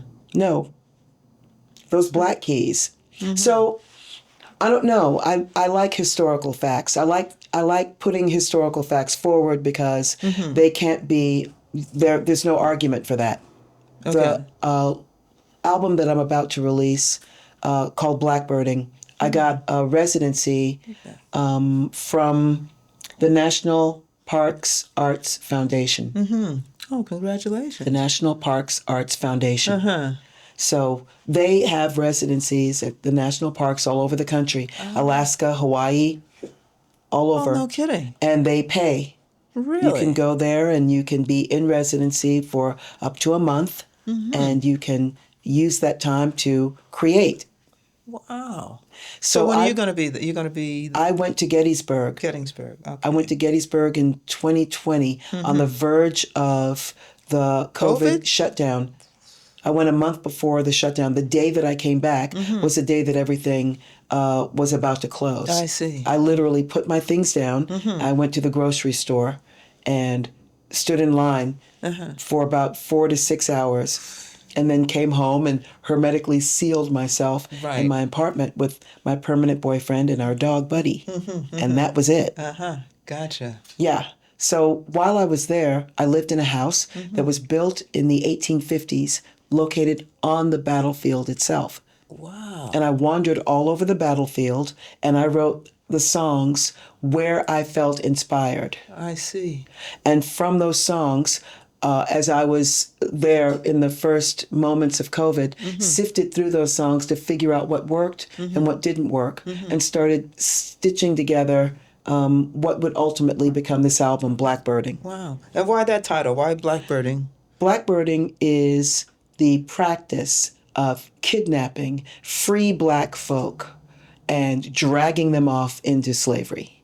And so the phrase blackbirding is... Blackbirding, it's a 19th, 18th, 19th century term. And the people who did it were called blackbirders. There were actually clubs set up by the police department in some instances, where they would gather together, they would figure out ways to lure people here or there, and they would kidnap them, take them down south, sell them for a lot of money, Sure. and do that wash, rinse, repeat. Wow. 12 Years a Slave is an example of someone who got blackbirded. Yes. He was got a it. musician, and he got hired to do these gigs, and these men took Right. him, and remember? Yes, I do. That's Yes, I exactly what do. happened to him. Wow. My contention is that slavery has never ended. The Civil War has never ended. Blackbirding has never ended. ICE agents are blackbirders. Interesting. Yes. They are the modern version of blackbirding. Slavery has never ended. They said slavery is over except if you make an exception, Yes. it's not over. Not over. Right. Right. Oh, you can go, except for Tuesdays. Well, then I can't go, can I? Right. So if you're incarcerated, the prison industrial complex, that's slavery by another name. It really, really is. You've got people working for cents on the dollar, frying chicken at Popeyes, Yeah. picking fruit. These are the people that are going to replace the so-called undocumented immigrants. They're going to be the ones that are out there working in the fields. Prisoners. They were at one point when, at the turn of the century and whatnot, we're going to have chain gangs all over again. We're going to have to. Somebody's going to have to pick that fruit. Right. Right. And the Civil War has never ended. It just turned into a weird kind of Cold War stalemate. Within the United States. Within the United States, the North versus the South. That's never ended. The South started this propaganda. We were beset upon by these Yankees. We were minding our own business. All the black people down here were just perfectly happy and to be slaves. And the next thing you know, these Yankees showed up and caused all this trouble. Yeah. Yeah. That's what happened. And everyone sort of sympathized. And it was just so terrible. The pictures that they showed and how things used to be, and look how genteel and beautiful it all was. And they destroyed this beautiful, beautiful thing that we had going. That's the lie. Got it. And they rewrote the history books to reflect that. Not all of them, but enough of them to have their way of thinking seep into the lexicon of America. So this album, Blackbirding, is kind of historical. The songs are... Sure. Each song is speaking to a place on the battlefield, a position on the battlefield. And I'm telling all of these stories, not just the battlefield, but situations, different people, from a Southern black feminist perspective. And that's never happened. I hear about Gettysburg from lots of different perspectives, never mine. Right, right. I'd like to see me in there somewhere. What about me? What about what I think? What about, as a Southerner, I have thoughts. I have feelings about this. Okay. There's certain things that they're not telling you. They're not telling you, for example, that Pickett's charge, the biggest defeat up to that point that the South suffered, happened on a black man's property. No kidding. No kidding. And what was his name? I can't remember because it's been a low-carb day. Okay. Okay. But I'm telling you, as God is my witness, Okay. he was black. He was a free black man. He owned property. Black folk back then, if I had property, I was a bank. And I helped you get situated with your family. Sure. Each one reach one. Yep. And you would help someone else. Right. And there were a lot of black folk who owned property in Pennsylvania. And in many instances owned property where it was illegal to do so. Remember, the Homestead Act happened where they opened up the West to develop it. We weren't allowed to be a part of that for some strange reason. Everyone could. Even women could. Women could be a part of the Homestead Act. Interesting. As long as they were the head of the family. So if you were a widow, Okay. if you were single. Yes. But if you were a woman and you had a husband, no, you could not. Right. But if you were a single woman Yeah. out here, just, you could stake your claim. Ah. And you didn't have to pay for it. All you had to do was show that you had done something with the land, that you grew on it, built a house, that you developed it. Show that after 5 years and it's yours. And it's yours. Oh, but not black people. Not black people. No. We can't have black people owning property and doing well for themselves. No. No. Homestead Act, no. Not you. So then on the Blackburn, these are original songs? These are original songs. And who are the musicians on there? Oh my goodness. Well, interestingly, most of them are jazz musicians. And this is an alt Americana, alt country album. I mean, it's rock and roll, it's alt country, it's a lot of things. Okay. Who I called a who's who. Okay. Hilliard Green. I love Hilliard. I love his playing. He was Little Jimmy Scott's MD for more than 20 years. Really? Yes, really. Ah, nice. Stephen Williams, drummer. He played with Sade, played with Diggable Planets. Oh, sure. Diggable Planets. That's a blast from the past. Blast from the past. He finished at Berkeley. Jazz musician, but all-purpose. He can play anything. Let's see. I had to call, of course, Sharp Radway. What does he play? He plays piano. Okay. He's incredibly gifted, really finished. He's played with everyone. The list goes on. How did you find these folks? Even to you get out, and I've been working as a musician and as a vocalist and as a songwriter for a minute. And when you gig, you meet people, and you the ball rolls. And I understand you're good at introducing people and hooking people up. Sure. Right? I mean, after a certain point as a band leader, you need to have a long list of everybody that you need to call in the clutch in a pinch. Right. And then the circle invariably widens. People leave town, people come to town. Right. You know, New York is special, I think, because you have all these music schools. So you have all these people who have graduated from some of the best places in all the world coming to New York to make their mark. Right, right. They're all coming here. So it's sort of an embarrassment of riches after a certain point. Sure. Everybody is so good. So good. Yeah. Yeah. Wow. So it wasn't really necessarily, I wish I knew who to call, but let me call the right people for the right reasons. Jeff McLaughlin is another one. He's a guitarist. Okay. Wonderful. Raphael McGregor. I've worked with him before.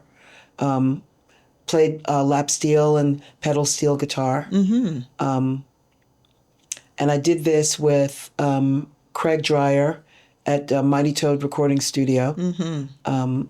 And sent it to Bremen, to Jorg Moore, Jörg, but I say Jorg, and Stefan S., who mixed it, and the mixing and mastering engineers. Oh, so is it out now, or is it it's coming going out? to be. I should have brought you one.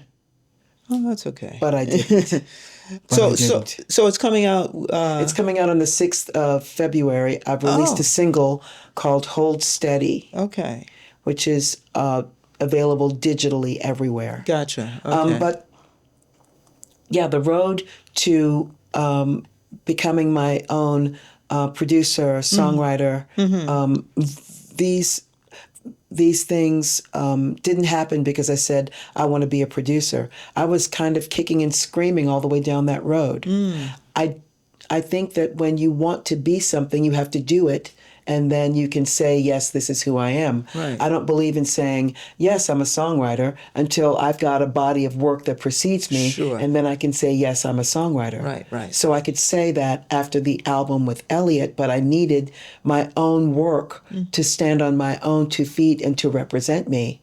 So I wrote some songs, and I came to Jack Spratt, who went to school with me in in Texas, and he and I came up together to New York to make our mark. He Okay. played guitar, and he had a home studio, and I loved him dearly. And we made Talking Fishbowl Blues. He produced it, and those were my songs. So at least after that album, I could say, this is Black Americana, this is my sound, this is who I am. And I could grow from there, but I had something that I could stand on Got it. and say, yes, this is me. Right. He produced it, but me standing on my own 2 feet as a producer, that was a long road. That was me having songs and not having him to produce them. And I had to say, how am I going to do this? How am I going to get this done? Got it. And having to put all those pieces together and assemble them myself and figuring it out. That sounds hard, though. It's extremely difficult. Okay. It's very, very risky. There's no school that you can go to that will teach you how to be a producer. It has everything to do. I mean, do you know of one? Hadn't even thought about it, but Right. that's interesting. I couldn't find one. I couldn't open the phone book and have someone go, "Hey, here's producer school." Right, I guess that's true. Right, because you can go someplace to be a songwriter, to learn to be a songwriter, right? I think you can A take. poet, but There's some workshops I guess you could take, but yeah, but not producing. I didn't know, and I still don't know of any place. Maybe NYU, the music department has something, but that's $150,000 a year. I was looking at as a graduate student. Yes. And I didn't have it. Sure. I didn't have it. Right. So there's a lot that you have to learn by trial and error. There's a lot that I had to learn by doing it, by watching, by observing, Okay. by riding shotgun, by looking at other producers, by listening to albums and figuring out, what did they do to make it sound like this? Right. Why does it sound like this? How do I want my album to sound? How do I want to sound? Why is this album good? Why do people say this album is well produced? What makes an album well produced? Well, that's another good question. What is a producer? Like, what does a producer do? Well, there's lots of different kinds of producers. A producer, I mean, really, the short answer is a producer gets it done. Okay. You get it done. But really, a producer is the one that assembles all of the pieces. And there are a lot of pieces. There are a lot of moving parts. Yes. There's a studio. There's a recording engineer who's really riding shotgun and sort of feeding out into the ether what the producer wants. Okay. And that really is your aesthetic. Your aesthetic and what you think is good and worthy and worthwhile and truthful and real. Right. That's what's going in there. That's what that's made of. Okay. If you really don't think much of vocalists, but you really do think a whole lot of musicians and the musicality of it all, maybe the vocals might get lost in all of what you're doing. I see. Because you're that kind of a producer. Got it, You're seeing got a it. big picture. You're not seeing a smaller picture. Ah, interesting. Okay. I For got example, that. Yeah, I'm not yeah. going to name any names. Sure, sure. But some people are like that. Some people aren't necessarily paying attention to the people that are, I don't know. They think more of the concept. The concept of The concept producing? of the album. Of the album. This album Okay. is going to be about, I don't know. The emotional turbulence between men and women. Okay. The concept, the Okay. big picture. Okay. Ideas. Yes. They're idea people. No. For me, and I think boots on the ground, especially now when we're living in an age where record labels don't develop artists anymore. Yes. They don't. I'm aware of that. Yes. Yes. They don't. The idea of having a record deal means giving away your publishing. Yeah. It means giving away your voice. Okay. Your individuality. Someone could come along and go, I don't see it. Yeah. Yeah. Here's what I see. I see coveralls. Right. I see you wrapped up like a mummy. Yeah. Yeah. I see you blonde. I see you with a very short afro. Yeah, yeah. And it's like all of this, the antithesis of who you are. Yes. But nowadays, you really have to take the bull by the horns yourself. You have to have a vision for yourself. And that means you have to have way more than just a backbone. Well, that's interesting. You have to have a really strong backbone, but you have to have a really strong aesthetic. Okay. And how do you develop that aesthetic? Yeah. You have to listen to all kinds of music. You have to listen to all kinds of producers. You have to know who your favorite producers are and why that's your favorite producer. You have to understand the enormity of what it means to go into the studio and really organize all of it. Yeah. Organize not just the day, but the musicians themselves. You might have to babysit somebody. Well, do you think that that sounded bad. No, but I got the visual. I understood it. Here's the question, though. With the advent of streaming and AI, is there really a need for a record label or even a record label to even develop artists? Is that necessary nowadays? I think artist development is extremely important. Somebody's going to do it. It's like we just had a great dinner. Okay. Somebody's got to wash the dishes. Fair. Somebody has to. Right. Somebody has to do the heavy lifting. Okay. Eventually, you're going to have to clean your apartment. You don't want to. You don't want to clean your house. You don't want to mow the lawn. Right. These are the unsexy details. Sure. Somebody's got to artist development. It has to happen. So do you think the artists they're losing something as a result of not having this artist development? No. I think if you have a high aesthetic, Okay. if you've really poured into that, and if you really understand who you are, what you're doing, and why you're doing what you're doing, then no, it's not hard at all. You're constantly developing yourself as you go along, and you're constantly feeding into that aesthetic by the people that you surround yourself with, the places that you go, and what you're doing in the small moments of your life. I see. So is that like a well-read person that reads many different things? Sort of. I mean, it's sort of like being well-read. It's like being well-read with your ears.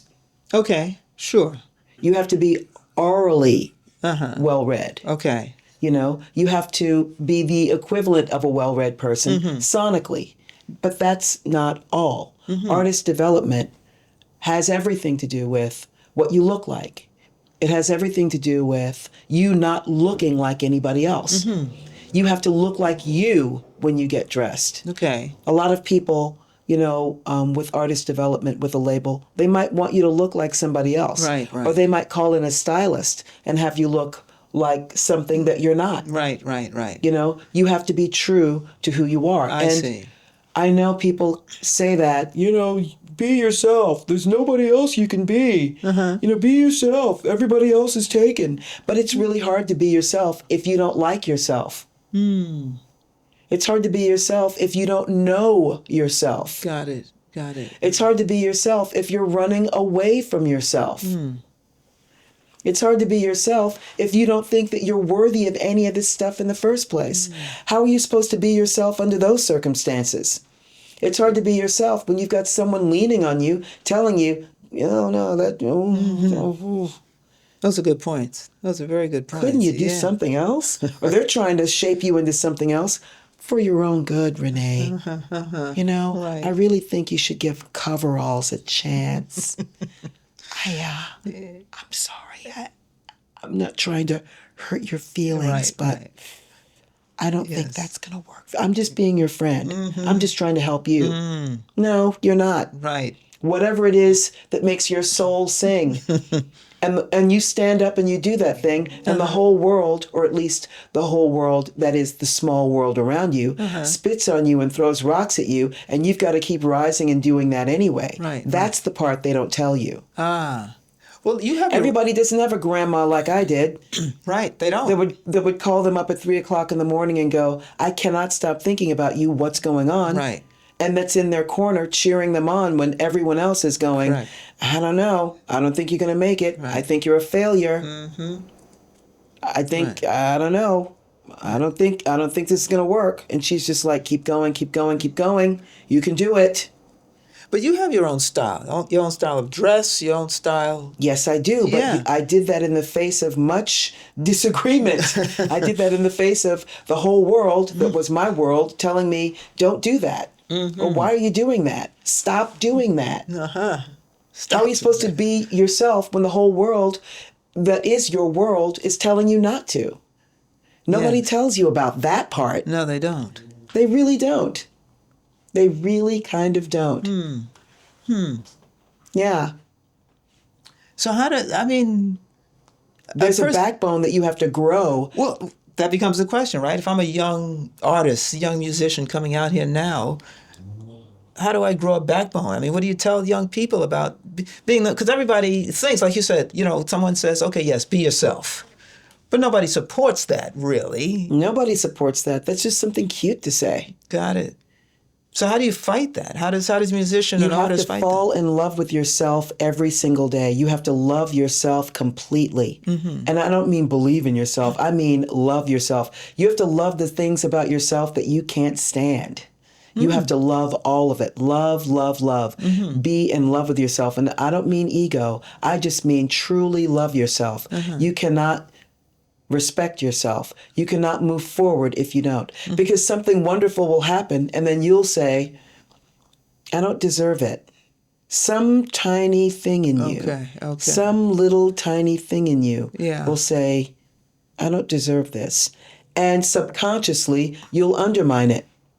Love will be brought to you and you'll undermine it. An opportunity will be brought to you and you'll undermine it because subconsciously you don't think you deserve it because you don't love yourself completely. Got it. Not completely, not fully, not 100,000% unadulterated, pure love. And there's a problem with that. People have a problem with people who love themselves, Yeah. but they have a real problem with Black women who love, love themselves. And they show that. Unashamedly, unabashedly. They have a problem with men who love Black women who love themselves, especially when those men aren't Black. Gotcha. And there's a big why. Well, I'm anxious to hear the why. Well, the reason why is because in many instances, when people look at you and they see a Black woman that they don't necessarily think is beautiful, they don't think you deserve that kind of love. They don't even think you deserve that kind of self-love. They just don't think you deserve it. Remember tipping, we just don't think you deserve it. You don't deserve to be loved like that. You don't deserve to be loved and adored. I deserve that. Or that beautiful woman over there. I see. Or that blonde I saw last week. We deserve to be loved, but not you. You don't deserve love and adoration.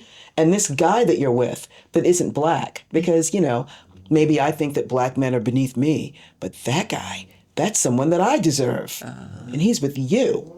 Why is he with you and not me?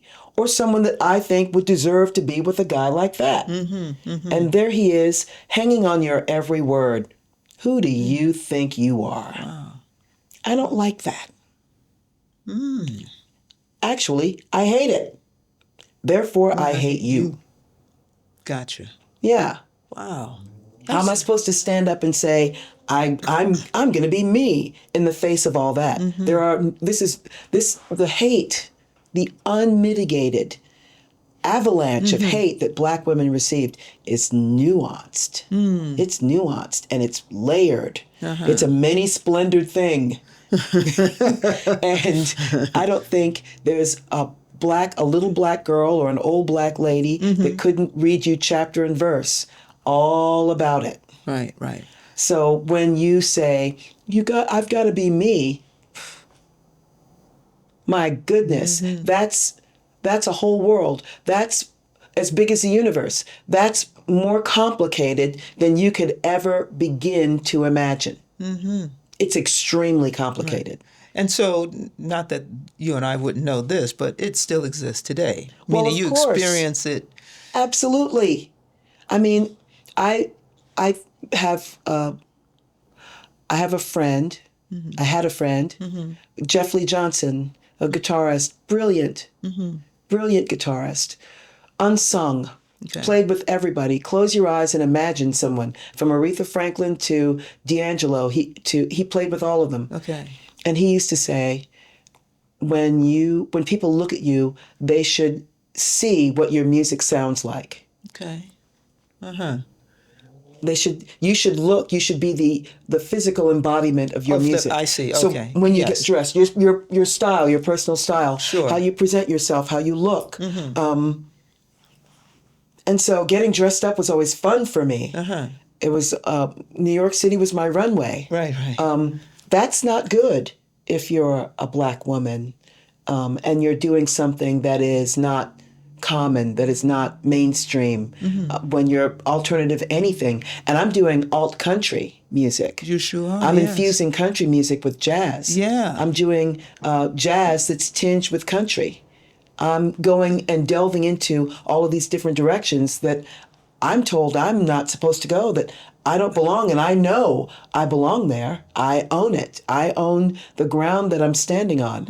But it's even bigger than that.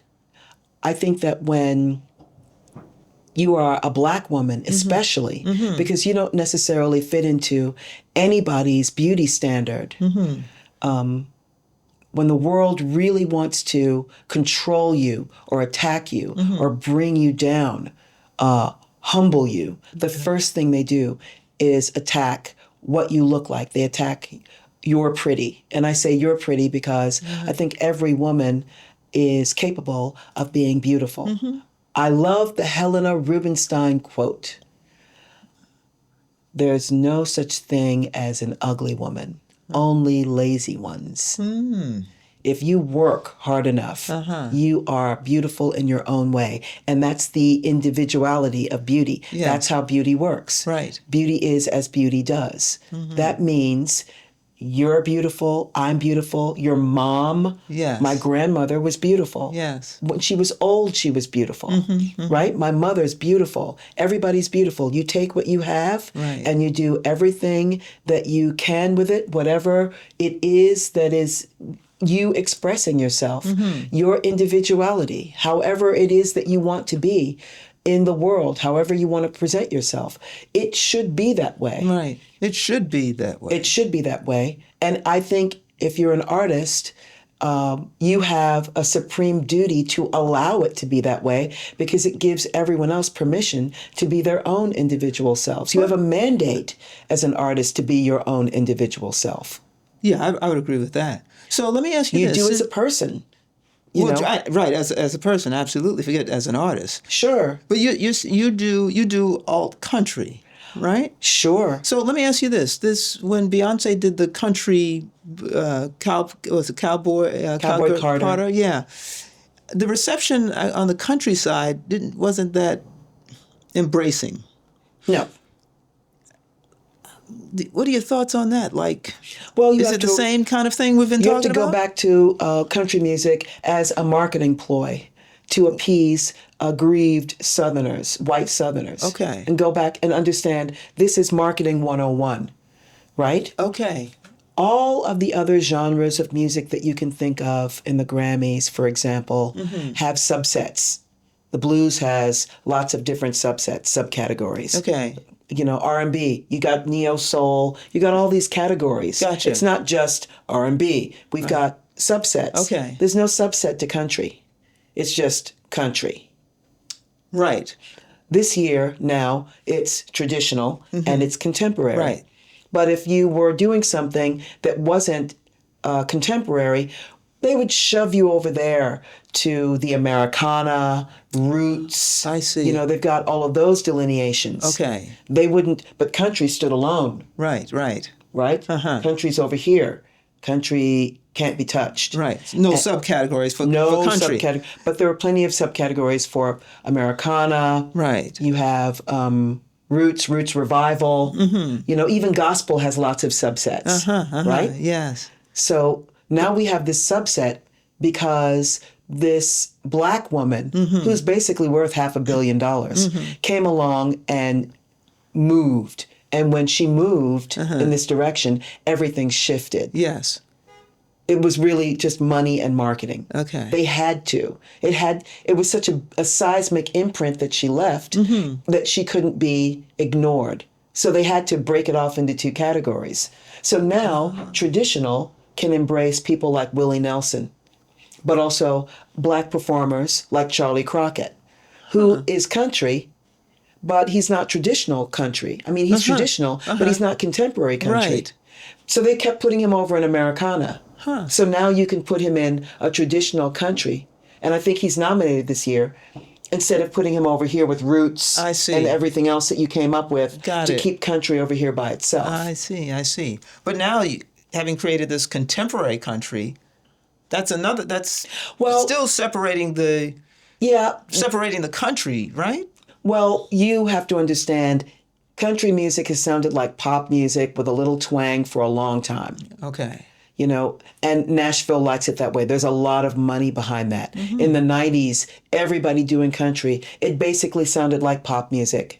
But you got a little twang in there, and they played it on these radio stations, and that's what made it country. But people who love country music, Yeah. they didn't really see that as being country. They saw Waylon and Willie and the Boys, outlaw country. Johnny Cash, that's country. Okay. They would call that traditional country now. Interesting. And they would call, I don't know, Barbara Mandrell, sleeping single in a double bed. That would be contemporary. I see. Interesting. So those people who were renegades, they were just left out of the loop. Buck Owens. Buck Owens was brilliant. Buck Owens deserved Grammys, but, you know, he's not country, so we can't do anything about that. Wow. That's what they told him. And he was one of a kind. He was beloved. He was incredible. But no Grammy category for him. Now there is. Sure. Johnny Cash was shown the door, believe it or not. He was shown the door. No kidding. He was on the outs with Nashville. Yes. He was not considered contemporary. He was not pop with a little twang. He was... It's traditional country. Yeah, but there was no traditional category. There is now. But Americana took care of all of that. You just took all of that and pushed it over here in that direction. Americana is sort of all-inclusive. It's an umbrella that includes everything. So where they have Beyonce now is in the contemporary country? Sure. My question is, who gets to decide who goes where? Right. I'm not sure how that plays out, or if this is something more that we would be excluded from. I don't know. Got it. Yeah. We'll wait to see. Yeah. You know, I know a band that is, they're kind of bluegrass, folky, bluegrass, and they submitted for a Grammy and they were put in the classical category. Who did that? But that's what somebody decided in listening to their submission. Oh, no, this doesn't belong here. It belongs over there. And when they do that, I don't think there's anything that you can do about it to change it. Wow. So I heard a tinge of information from, I guess, Lenny, that you enjoy cooking. Oh, we're going to talk about cooking now? I don't know. Because the other piece I learned about you is that are you political? What did you learn? No, I just heard that you may be political. I might be political. Yeah. Well, I don't know how anyone could not be political. You mean in these times? And ever. How could you be black and not be political? Because everything affects you. No, that's different. You know, I mean, you know, you can't not be political. But cooking, sure. Cooking and baking. I mean, again, the old black folks poured all of that into me. Okay. I have 3 generations leaning on me. My mother, my grandmother, my great-grandmother, and my father, you know, looking over my shoulder going, do this, not that, do that, not this.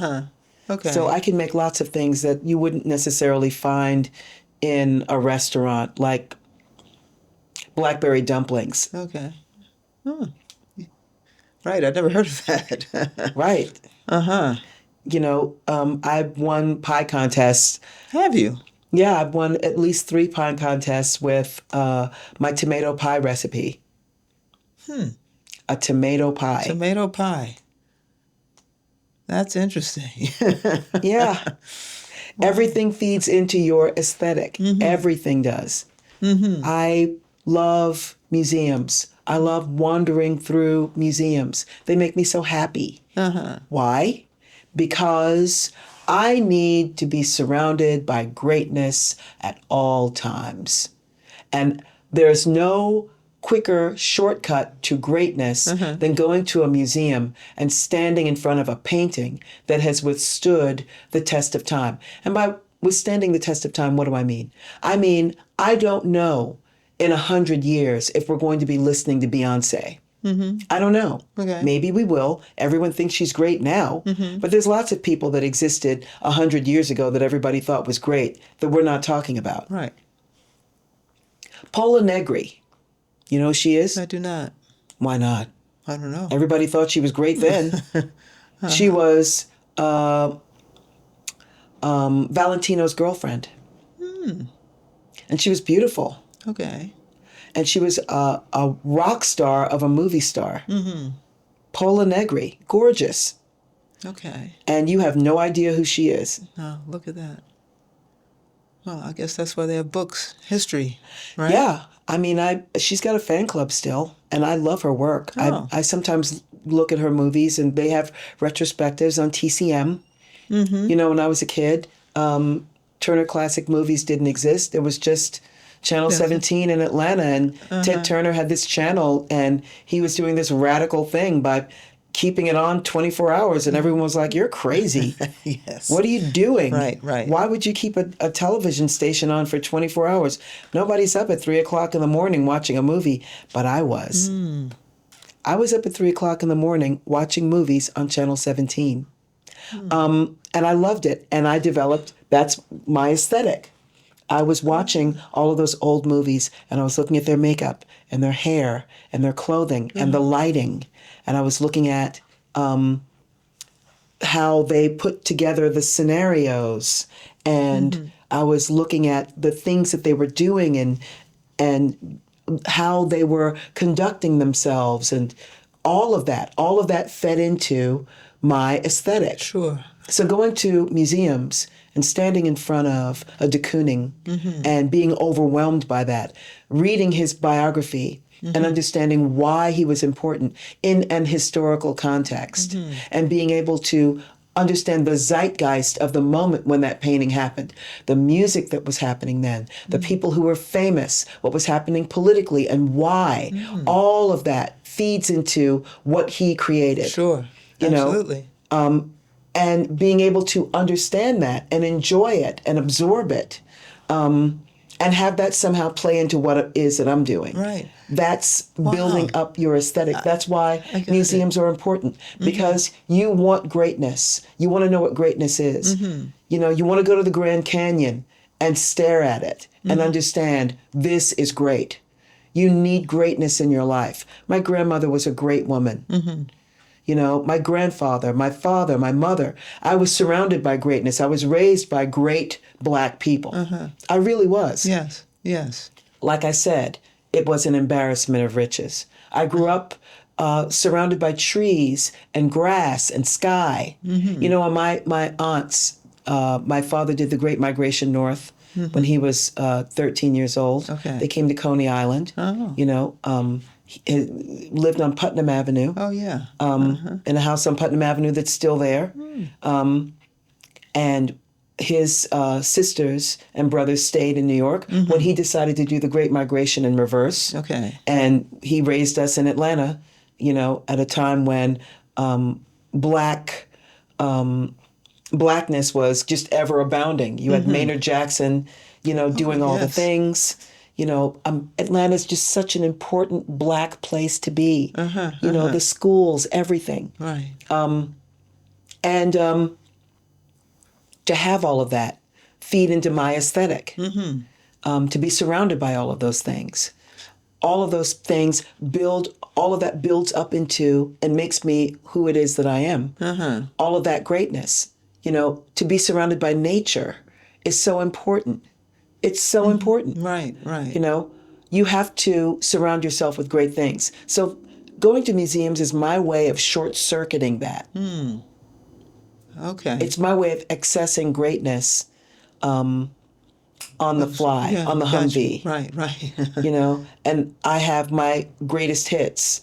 I can wander through certain parts of the Met or certain parts of MoMA, and I can drink in from that inspiration. I can get what I need. Right.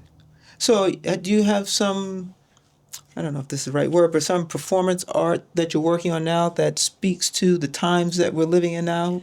Absolutely. I'm sure you do. Something you can talk about? Or There still... is a saying amongst old black folk, and I know this to be true. Okay. Joe Bowie was a jazz musician. Someone that I know told me this a long time ago. He told it to him. They were both from Missouri, St. Louis, Missouri. Kelvin Bell, the guitarist. And he said, don't be in New York for 10 and 20 years and have nothing to show for your time. Okay. As a Southerner. Got it. As someone who isn't from here. Right. You're outstripping the Northerners around you because you have that mandate hanging over your head. Yes. Don't be in New York City for 10 and 15 and 20 years and have nothing to show for your time. I took that very seriously. That on the one hand. And on the other hand, I had a conversation when I first came to New York. It was an Ailey acolyte. The dancers are like acolytes. Yeah. Beautiful. Yeah. We were in one of those places that it was just chicken and French fries. And we were sharing that. I remember it was snowing outside. And they said to me, your talent is a gift from God. And you have a mandate from God to do everything you can with the talent that God has given you. Okay. You didn't give yourself that talent. That's not random. God gave that to you, and it's your responsibility. It's your responsibility to do everything you can with what God gave you. Because ultimately, you're going to have to explain yourself. God's going to say, what did you do with what I gave you? Right. What did you do with it? Like the Bible verse in the Bible, the talents, the master of the house gives the servants a certain amount of talents, which was money. Okay. And 3 of them. One of them took it and put it on a shelf. You know, one of them took it and invested it, Yes. did this, did that. Right. You know, it's the same concept. Got it. Yes. I took those 2 things to heart. I locked them away in my soul. I took them very, very seriously. And I assessed myself at the end of every day. What did I do to tick forward? What did I do to grow? What did I do constantly with a list of goals and priorities that were time-based and shifting them and doing everything that I could to bring that to fruition. Okay. Yes. I was on a mandate from God, as far as on a mission from God, as far as I was concerned, and that's how I ran it down. Got it. So, gleaning that inspiration from greatness, and I mean something that you know is certifiably great. You know, that is extremely important to me. And my mentor, James Omer, he's a great man. He is a great man. And he was a father to me intuitively, instinctively, from St. Matthews, South Carolina, from the same neck of the woods as me. If I brought him to a family gathering, he'd fit right in with my uncles. Okay. You know, with the elders in my family. Right. Nothing in the room would be unfamiliar to him or no one, and vice versa. He embraced me immediately. He saw me immediately, right away, and put his arms around me and guided me through a great deal of muck. I will be forever indebted to him. And he still is, still advising me, still guiding me, still listening. If I come up with anything that's interesting, I'll play it for him first. Okay. So I can get his feedback. so he can, because I know he's going to tell me the truth. Yeah, yeah. And you need someone to tell you the truth. Right. Someone has got to tell you the truth. Right. It's all right to delude yourself up to a certain point. Mm-hmm. You need those delusions. You need to think wildly and outside of the box. You need to shoot the moon into the stratosphere and beyond. You have to reach beyond what you can grasp because that's how you grow. Right. But you need to be realistic. You need someone to tell you the truth. I'm like a balloon, and he's holding the string. He's holding the string. He's tugging the string. Look at this, look at that. Pay attention to this, pay attention to that. And I knew that he wouldn't fail me. I knew that he wouldn't lie to me. He wouldn't shine me on. I mean, he was brutal with the truth in most instances. But at the end of the day, I always appreciated it. And I was always grateful because I knew out there in the world, no one else would. And a Southerner, more often than not, is going to look out for another Southerner up here. Is that so? Oh.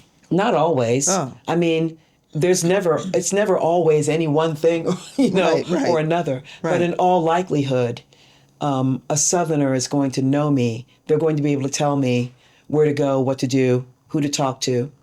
How to not get taken advantage of. Well, that's it's important. The same road Right. the road that I walked to get up here was the same road that my father and his people walked with the Great Migration. Right. You know, I remember talking to my father, and he said, if you go to Crown Heights, and if you go on a certain day, and if you go to a Jewish delicatessen, they will give you this bread, they will give you this food, because they're going to throw it out. Because Passover, they're going to throw it in the garbage. Yeah. So go there. Be nice to, whoever is at the counter, and they'll look out for you. And if you do it the right way, they'll have your everything bagels or whatever it is that you like. They'll set that aside for you. Right. Because they're just going to throw it in the garbage. After sundown, on a certain day at a certain time. Right. It's bad. And he was right. He could even tell me specifically where to go because he used to live there. Yes, I see. Putnam Avenue. Right. Wow. The old black folks. So just as we wrap up here, the piece that you're working on that speaks to the piece that I'm working on. We're in now. I'm always working on something. Okay. Well, during COVID, I did a playwriting residency with New Perspectives Theater, which is a theater for women. Oh. And because I thought, well, I should write. I'm at home. I'm doing nothing. My goodness, I'm going stir crazy. So I started writing. I joined a writers group, and then I joined New Perspectives, and I thought, okay, I'm going to write a one act. And I developed a one act with them. And it was called That's What Happened. I see. And it was really good. They had a festival. They put it up. Everyone wore masks. Everyone showed up. Wow. But it was well received. It was great. Excellent. I thought, great, this is great. And then I thought, I want to write a full-length play. So I got a residency with the WP Theater, which is a theater for women. Really? Wow. Yes. WP Theater has it was 2 years. Oh. That's a nice time frame. 2 years. 2-year playwriting residency, and I thought, oh my gosh, how am I going to pull this off? But I did it 2022 to 24. And while I was doing that and developing that, my producer, oh my gosh, she's going to kill me because I can see her face in front of me and I can't say her name. Forgive me, I'm sorry. I managed to get a black director and a black producer. Kachi was my director, and she was absolutely phenomenal. But I brought in Lorna Ventura, who I worked with for Harlem Song. She was actually the choreographer with Ken Roberson.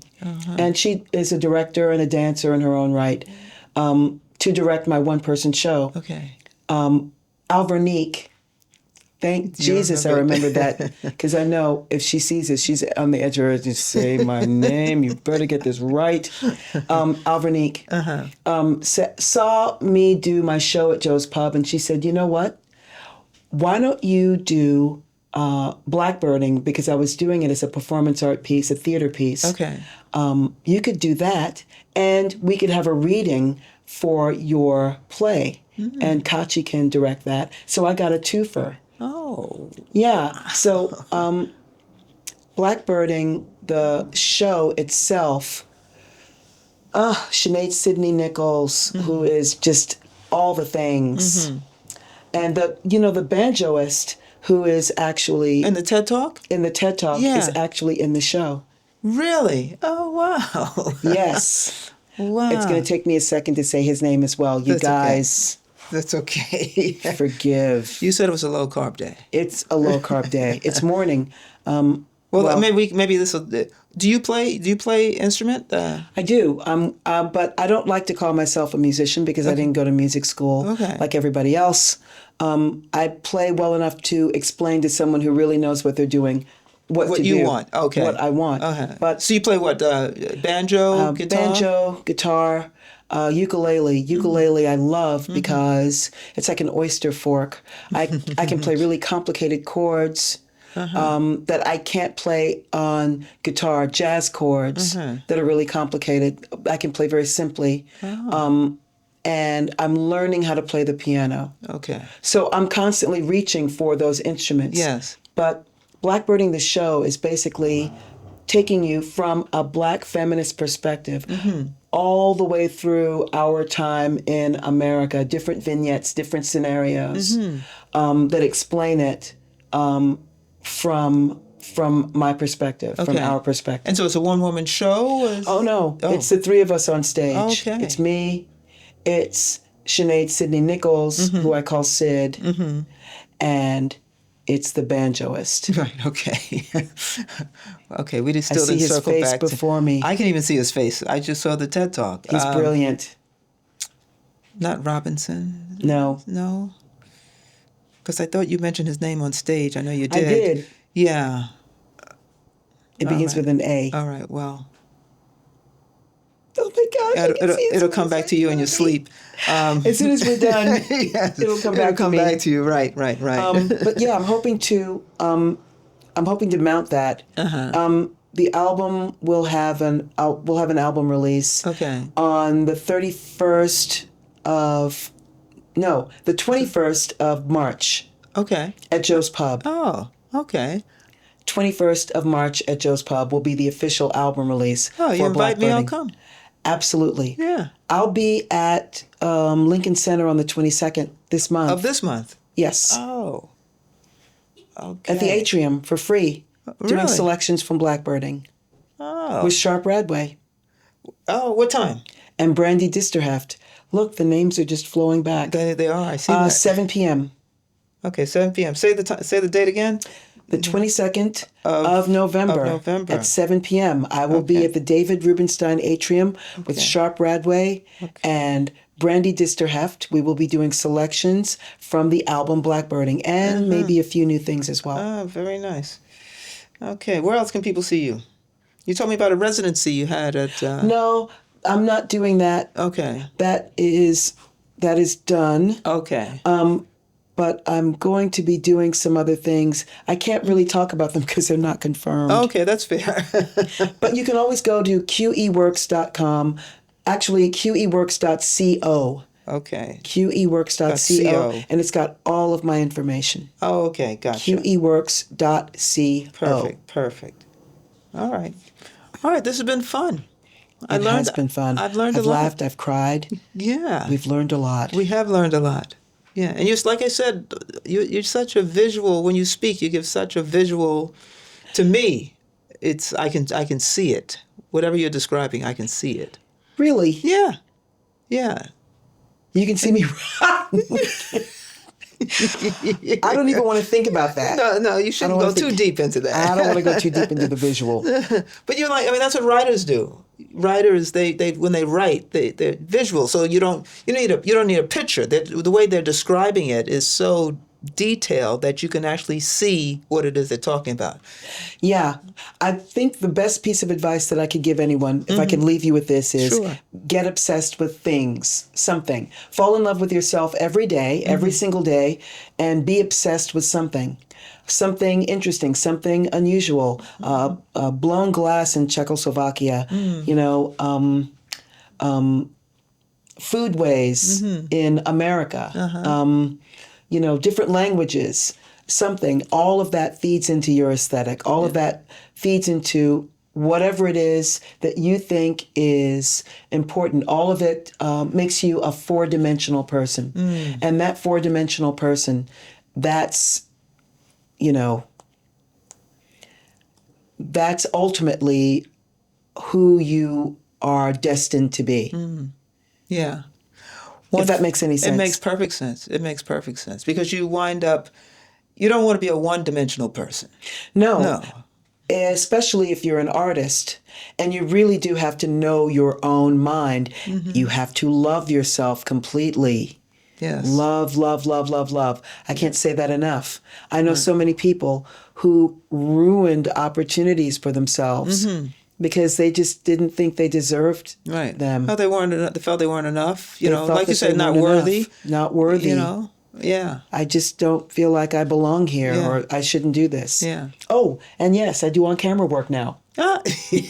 Not that I didn't think I was worthy, Yeah. but I just didn't have that skill set. But I saw a film clip of you. You did some film. I did. Yeah. So you have been. I've been doing on-camera work. Yes. Yes. I got the skills. See? I took the lessons. There you go. I stepped out there.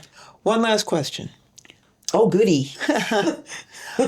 How do you want to be remembered? Or how would you like to be remembered? I would like to be remembered as someone who picked up the torch and carried it as far as I could for as long as God would let me. And I let that torch, I lifted it and I let it shine and shine brightly so that others could see and find their way as God guided me through it. And then I passed that torch, I took the torch, and I gave it to the next person. Every generation has someone who carries the torch. And I am being allowed to carry whatever torch I'm being given. My grandmother had the torch. She was allowed to have these children and grandchildren and great-grandchildren and great-great-grandchildren. And she carried that torch. She did. Right. She carried that torch. It's still burning in me. And my brothers and my cousins and all of us, and my mother, her child, all of her children. And we are carrying that torch forward. Let me carry the torch forward. I'm here to do God's will. Whatever God wants me to do, I'm carrying the torch as brightly as it burns with me. I'm not going to let the torch go out. I'm not going to let that flame extinguish. I'm not going to extinguish it. I'm going to love myself enough to let it burn and burn brightly and carry it forward so that, like a relay race, the next one that comes, I can pass that torch along to them. Wow. That's what's most important. That's fabulous. Passing the torch. People say that, passing the torch. I pass the, and you're going to pass the torch along. But it's so much bigger than that. It is. Everyone has a torch. It's not just art. It's life. Right. It's life. Wow. You never know where your influence stops and where it starts, where it begins and where it ends. You never know. A conversation that you had on the fly changed somebody's life forever. Absolutely. You just never know. And for that reason, old people are so important. Yes. Old people and the way they pour into everyone around them, especially people who are young and still forming their own ideas, their own thoughts, their own selves. Right. You need somebody old to come along and go, you know what? You should be interviewing people. You're really good at that. You should be, you know what? And you're like, I never thought of that. No one's ever said that to me. Right. I never considered it. I'll try it. And the next thing you know, they're passing that torch. I love it. I love it. Well, we're going to leave it there because I've held you long enough, and I know you got to get to a performance this evening. Or something. Or something. Or something. Now, is that something? If people wanted to come, like tonight, where should they go? Oh, it's private. Oh, it is? It is. All right. Well, listen, we're still not going to hold you. I know you got to get home and get ready for that. So I'm going to thank the audience for hanging out with us this afternoon and listening and hearing about Queen Esther's life and music. At some point, maybe we can get her to come back again and share some more history and thoughts. Maybe I'll bring the banjoist. And maybe she'll bring the banjoist. That would be fantastic. So listen, now you do have to like and subscribe because she may bring the banjoist. So thanks for hanging out with us this afternoon. We'll see you next time. Bye, everybody.